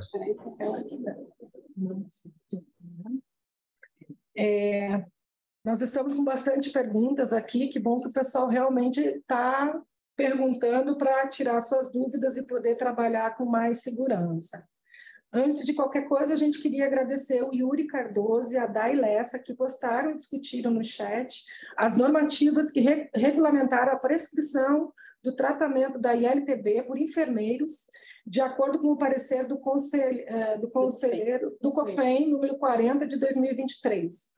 É legal por parte do enfermeiro de prescrever medicamentos para tratamentos de infecção latente para tuberculose, ILTB, e de solicitar o teste de liberação do interferon gama, utilizado para diagnosticar a doença. Obrigada, então, aos enfermeiros que já estão fazendo essa discussão no grupo e também disponibilizando aí legislações para nos respaldar. A Maria de Jesus Pereira Brito, mais uma pergunta. Quando não tem raio-x e aquele paciente que não quer ir para a rua, ou mesmo não quer ir fazer o exame de raio-x, cabe a nós, enfermeiros, tentar um tratamento à base de medicamentos comuns. E aí, gente, só fazer um adendo enquanto mediadora, às vezes a gente culpa muito, não estou dizendo que é o caso, mas às vezes a gente, o serviço mesmo, acaba culpando muito o próprio paciente por não dar continuidade nos seus exames ou no seu tratamento. Só fazer uma lembrança que a gente tem que voltar a olhar o paciente como um todo. Às vezes esse paciente não tem nem dinheiro para chegar lá, não tem acesso a chegar lá. Então, realmente, a equipe vai ter que buscar outras alternativas, porque a gente também precisa fazer a buscativa dos contatos, né, gente? Para acabar com a transmissão, a cadeia de transmissão. Só foi um adendo aí.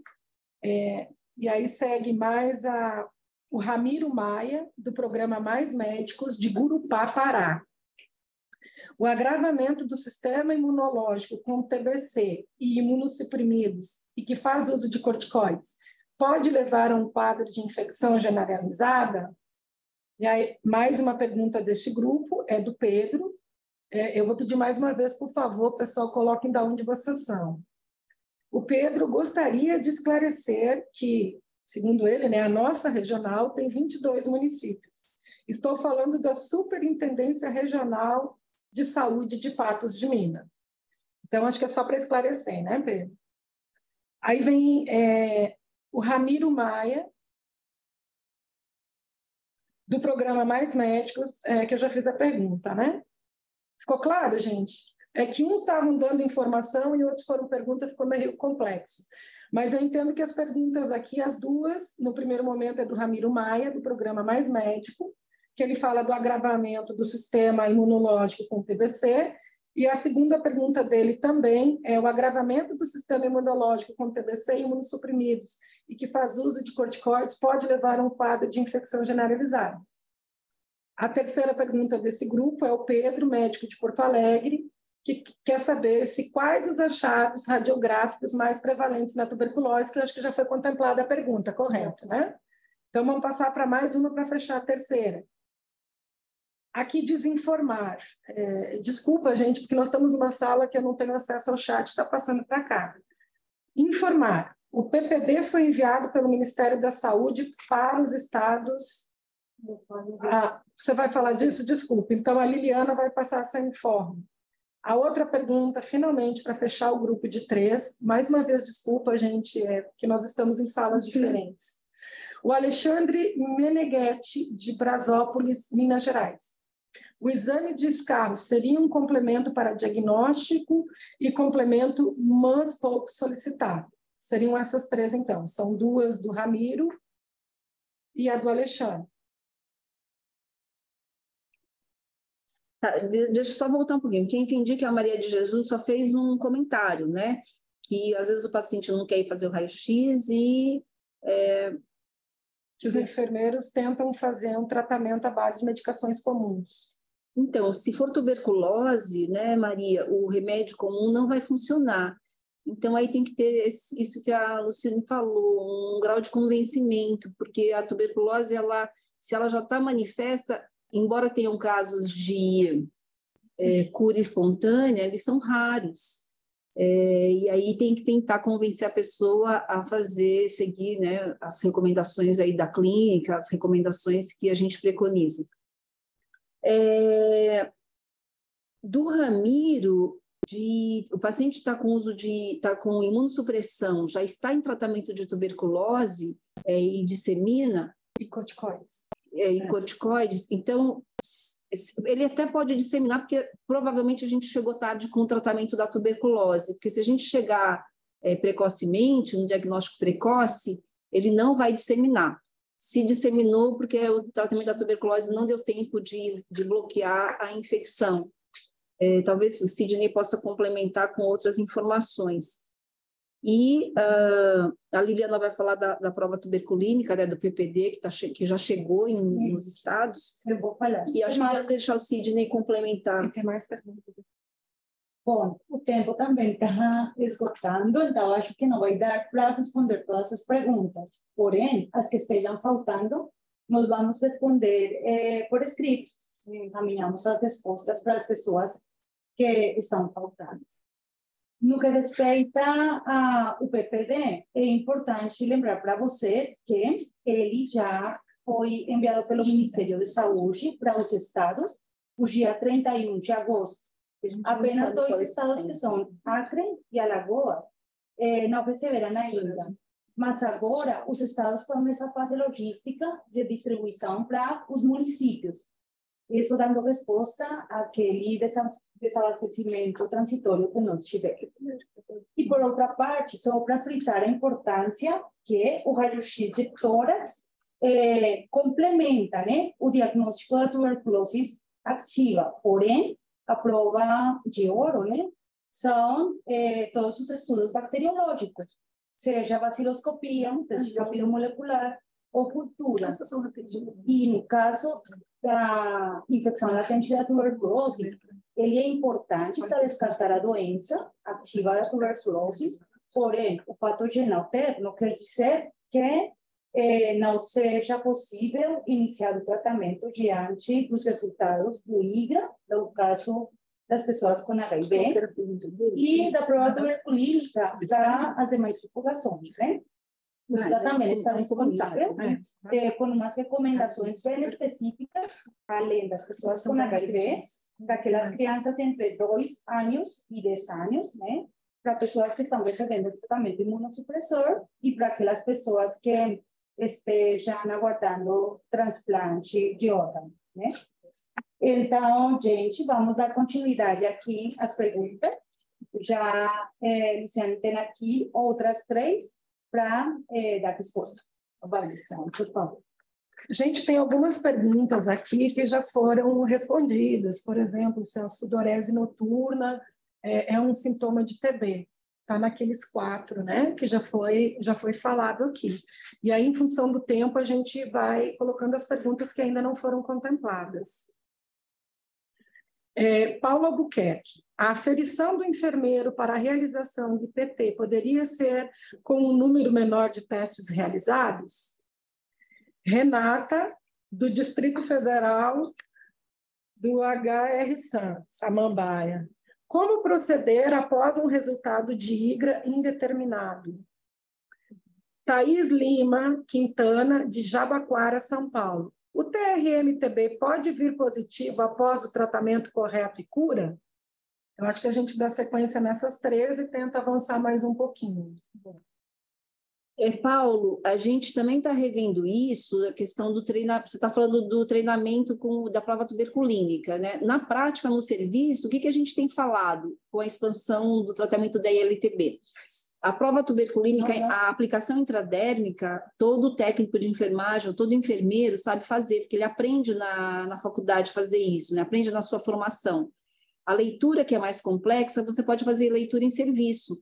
Por quê? Porque depois que você acerta as primeiras leituras, você não precisaria ter os 100 braços. Então, a gente está revendo essa norma, mas você poderia fazer 5 menos braços, né? Você pode fazer um treinamento em serviço.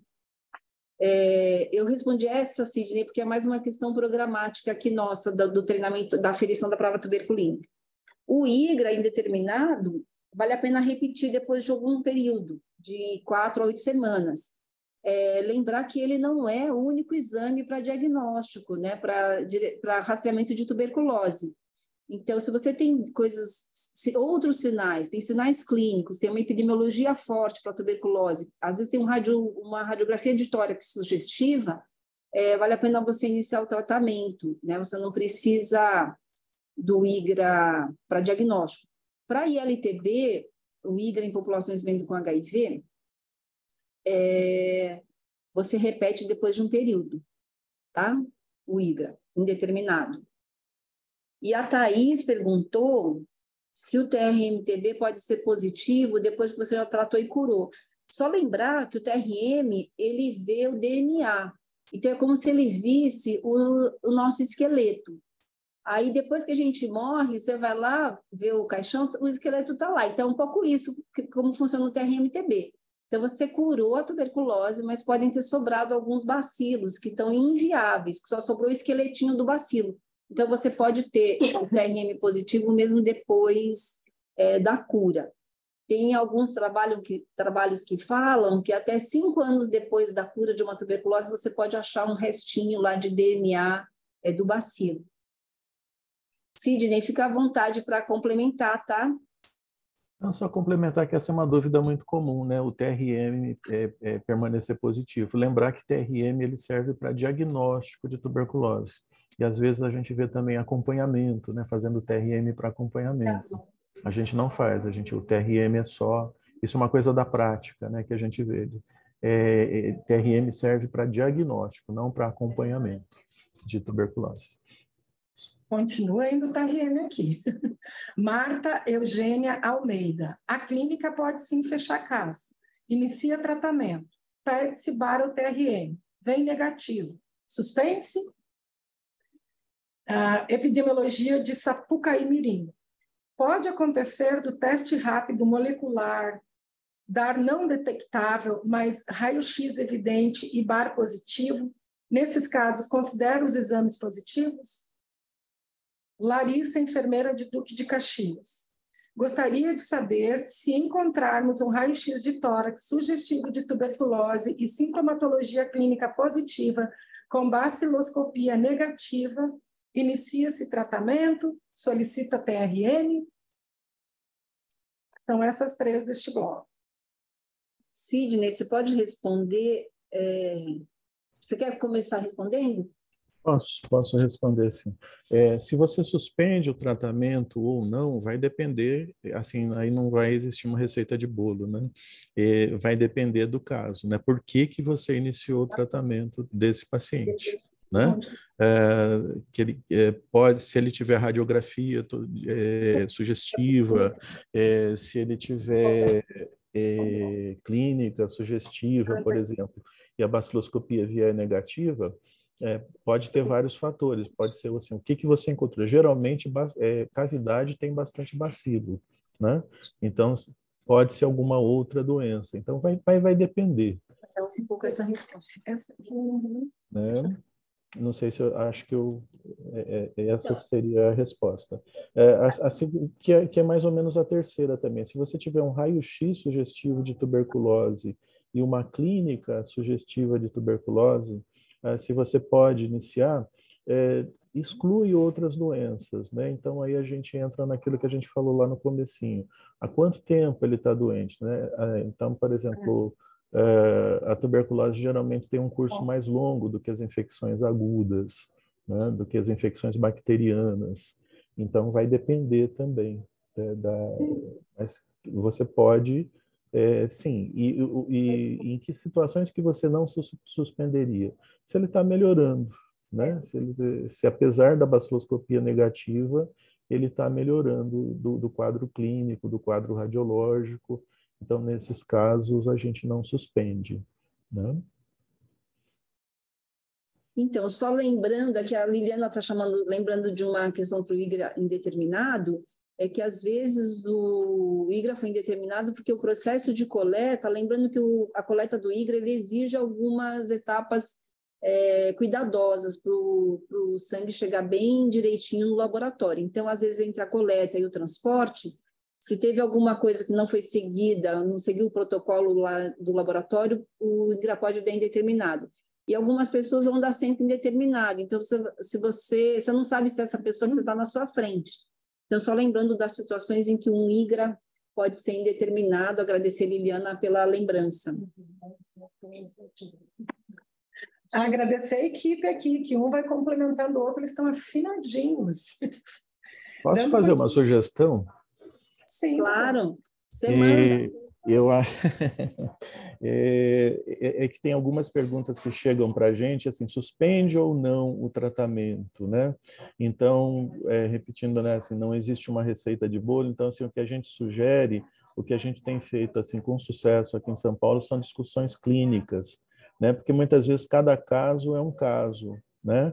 Então, às vezes, naquele caso com baciloscopia negativa, você vai suspender o tratamento, em outros não, né? Vai depender muito do caso, né? Então, essas discussões clínicas a gente faz aqui em São Paulo online e nos ajudam bastante. Então, é uma sugestão, né? Que às vezes não tem uma resposta geral para uma situação X, né?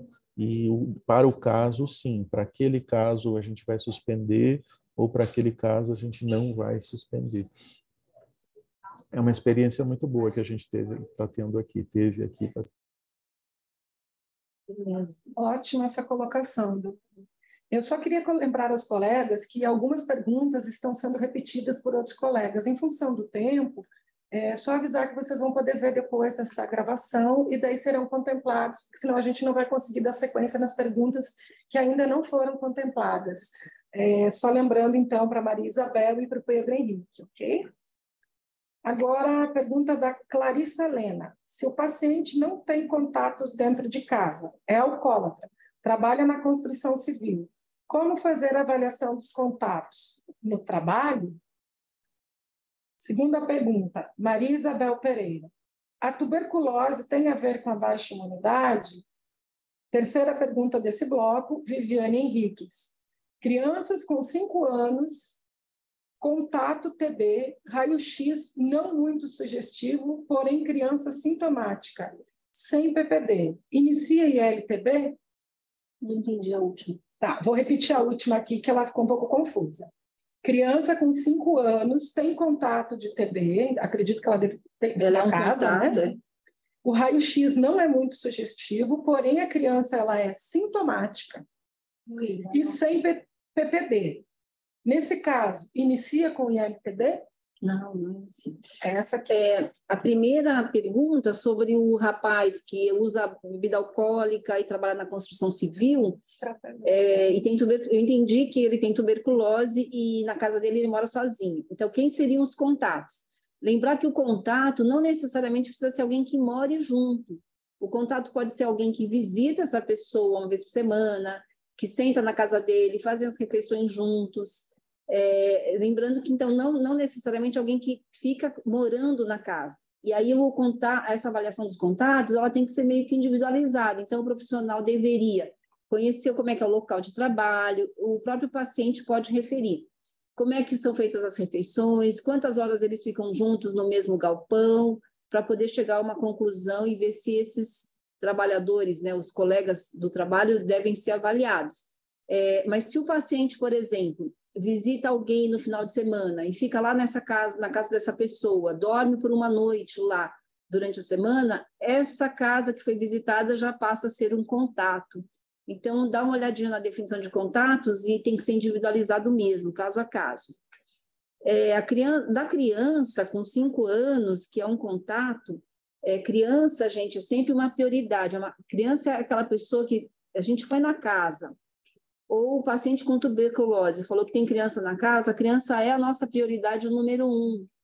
Então, criança contato com TB, o raio-x não é muito sugestivo, mas eu não entendi o que é esse não é muito sugestivo, porque ou ele é normal ou ele é sugestivo. Para criança, você pode fazer o IGRA, que a sensibilidade é um pouco maior, a especificidade também. E aí não inicia nessa criança que tem um raio-x não muito sugestivo, mas então ele é pouco sugestivo. Mas se ele é pouco sugestivo, ele já não pode usar ILTB. Ele tem que ser investigado para tuberculose, para a gente não dar para essa criança um tratamento subótimo, né? Um tratamento com 2 drogas pode causar uma seleção de bacilos resistentes. Então, nessa criança não trataria para ILTB, não, continuaria investigando para tuberculose. A segunda pergunta desse grupo, doutora? Vou deixar para o Sidney falar e complementar as outras perguntas, tá, Sidney? A pergunta da criança. Assim, a criança, sem dúvida nenhuma, investigar a tuberculose, né? Investigar a tuberculose nessa criança. Se ela é sintomática, a gente tem que investigar a tuberculose. Não faria tratamento para infecção latente, não. Investigar amplamente, inclusive, né? Em relação à baixa imunidade, sem dúvida absolutamente nenhuma, né? Tanto é que a gente está aí na fase dos imunobiológicos, né, que estão sendo usados cada vez mais para inúmeras doenças, são anti-inflamatórios potentes, né, e que, principalmente os anti-TNFs, eles diminuem a formação do granuloma, né? Então, esses pacientes diabéticos, né, que também a gente está pensando bastante neles, como eu já falei, e todos os pacientes com imunodepressão, sim, a gente tem uma chance maior de ter tuberculose.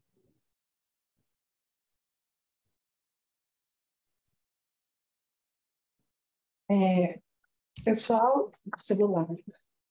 Devido ao adiantado da hora, a gente vai fazer uma última colocação da pergunta, uma última pergunta aqui, e as perguntas que ainda não foram contempladas serão respondidas depois no chat, e isso vai ficar junto com as apresentações, ok?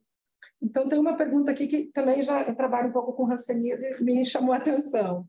A atração primária de Brasópolis. Com a falta do PPD, estão indicando o exame de IGRA, que é muito caro, R$ 480. Angeline Pires de Afuá, Pará. Paciente gestante, contato com paciente de tuberculose e de hanseníase. Quais os exames necessários que solicitamos a essa gestante para avaliação de contato? Então, a primeira coisa na gestante, avaliação de contato, é a avaliação clínica, né? Lembrar que a gestante, ela, às vezes, com o crescer da barriga, ela começa a ter uns sintomas respiratórios, então tem que acompanhar de perto e, às vezes, por conta desse sintoma respiratório, se retarda o diagnóstico de tuberculose. A gente já teve relato de casos dramáticos de que a gestante foi imputado para o crescimento do abdômen uma tosse, e não se fez o diagnóstico de tuberculose e a paciente veio a óbito. Então, sempre lembrar disso. Gestante, contato, a gente, se for para investigação de ILTB, lembrar que a gente adia, se for uma gestante assintomática contato, a gente adia a ILTB para depois do nascimento da criança. Se for uma gestante com HIV, a gente vai fazer investigação para ILTB, e se for ILTB, a gente só vai tratar a partir do 3º mês.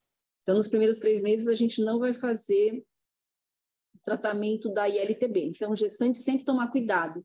É uma situação, é um evento, né, na vida da mulher que merece todos os cuidados, inclusive a questão da tosse.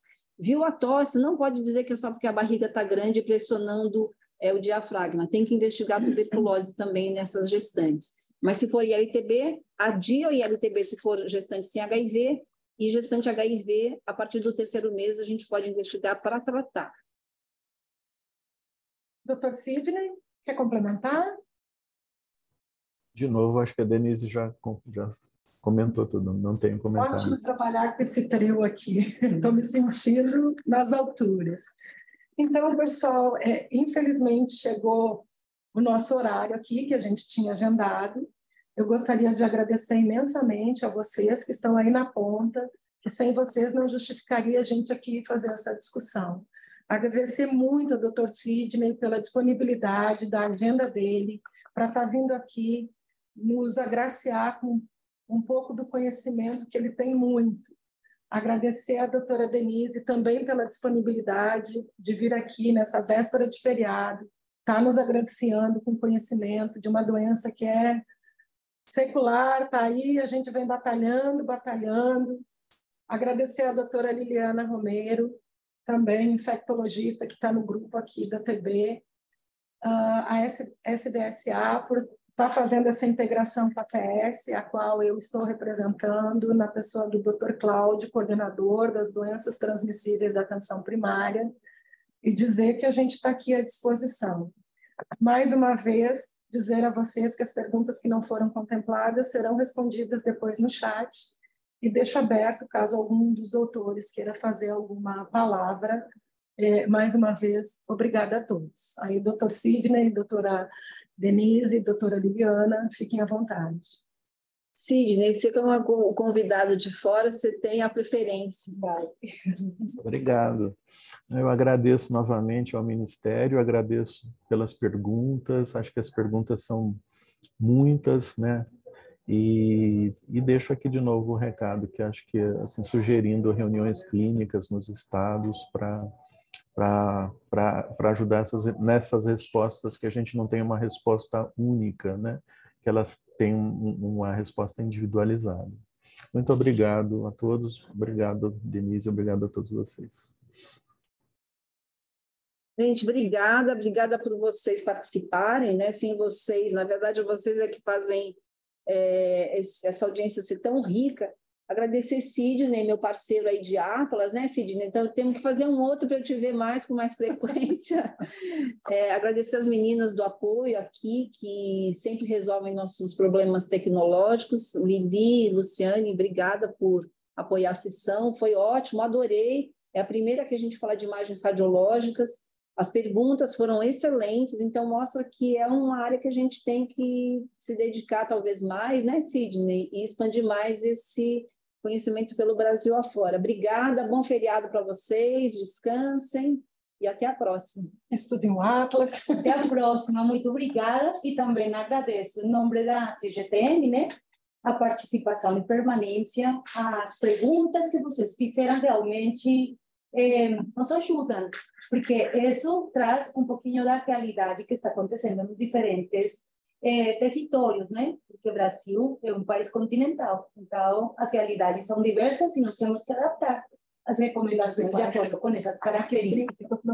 Então, excelente feriado também para vocês e até a próxima. Obrigada.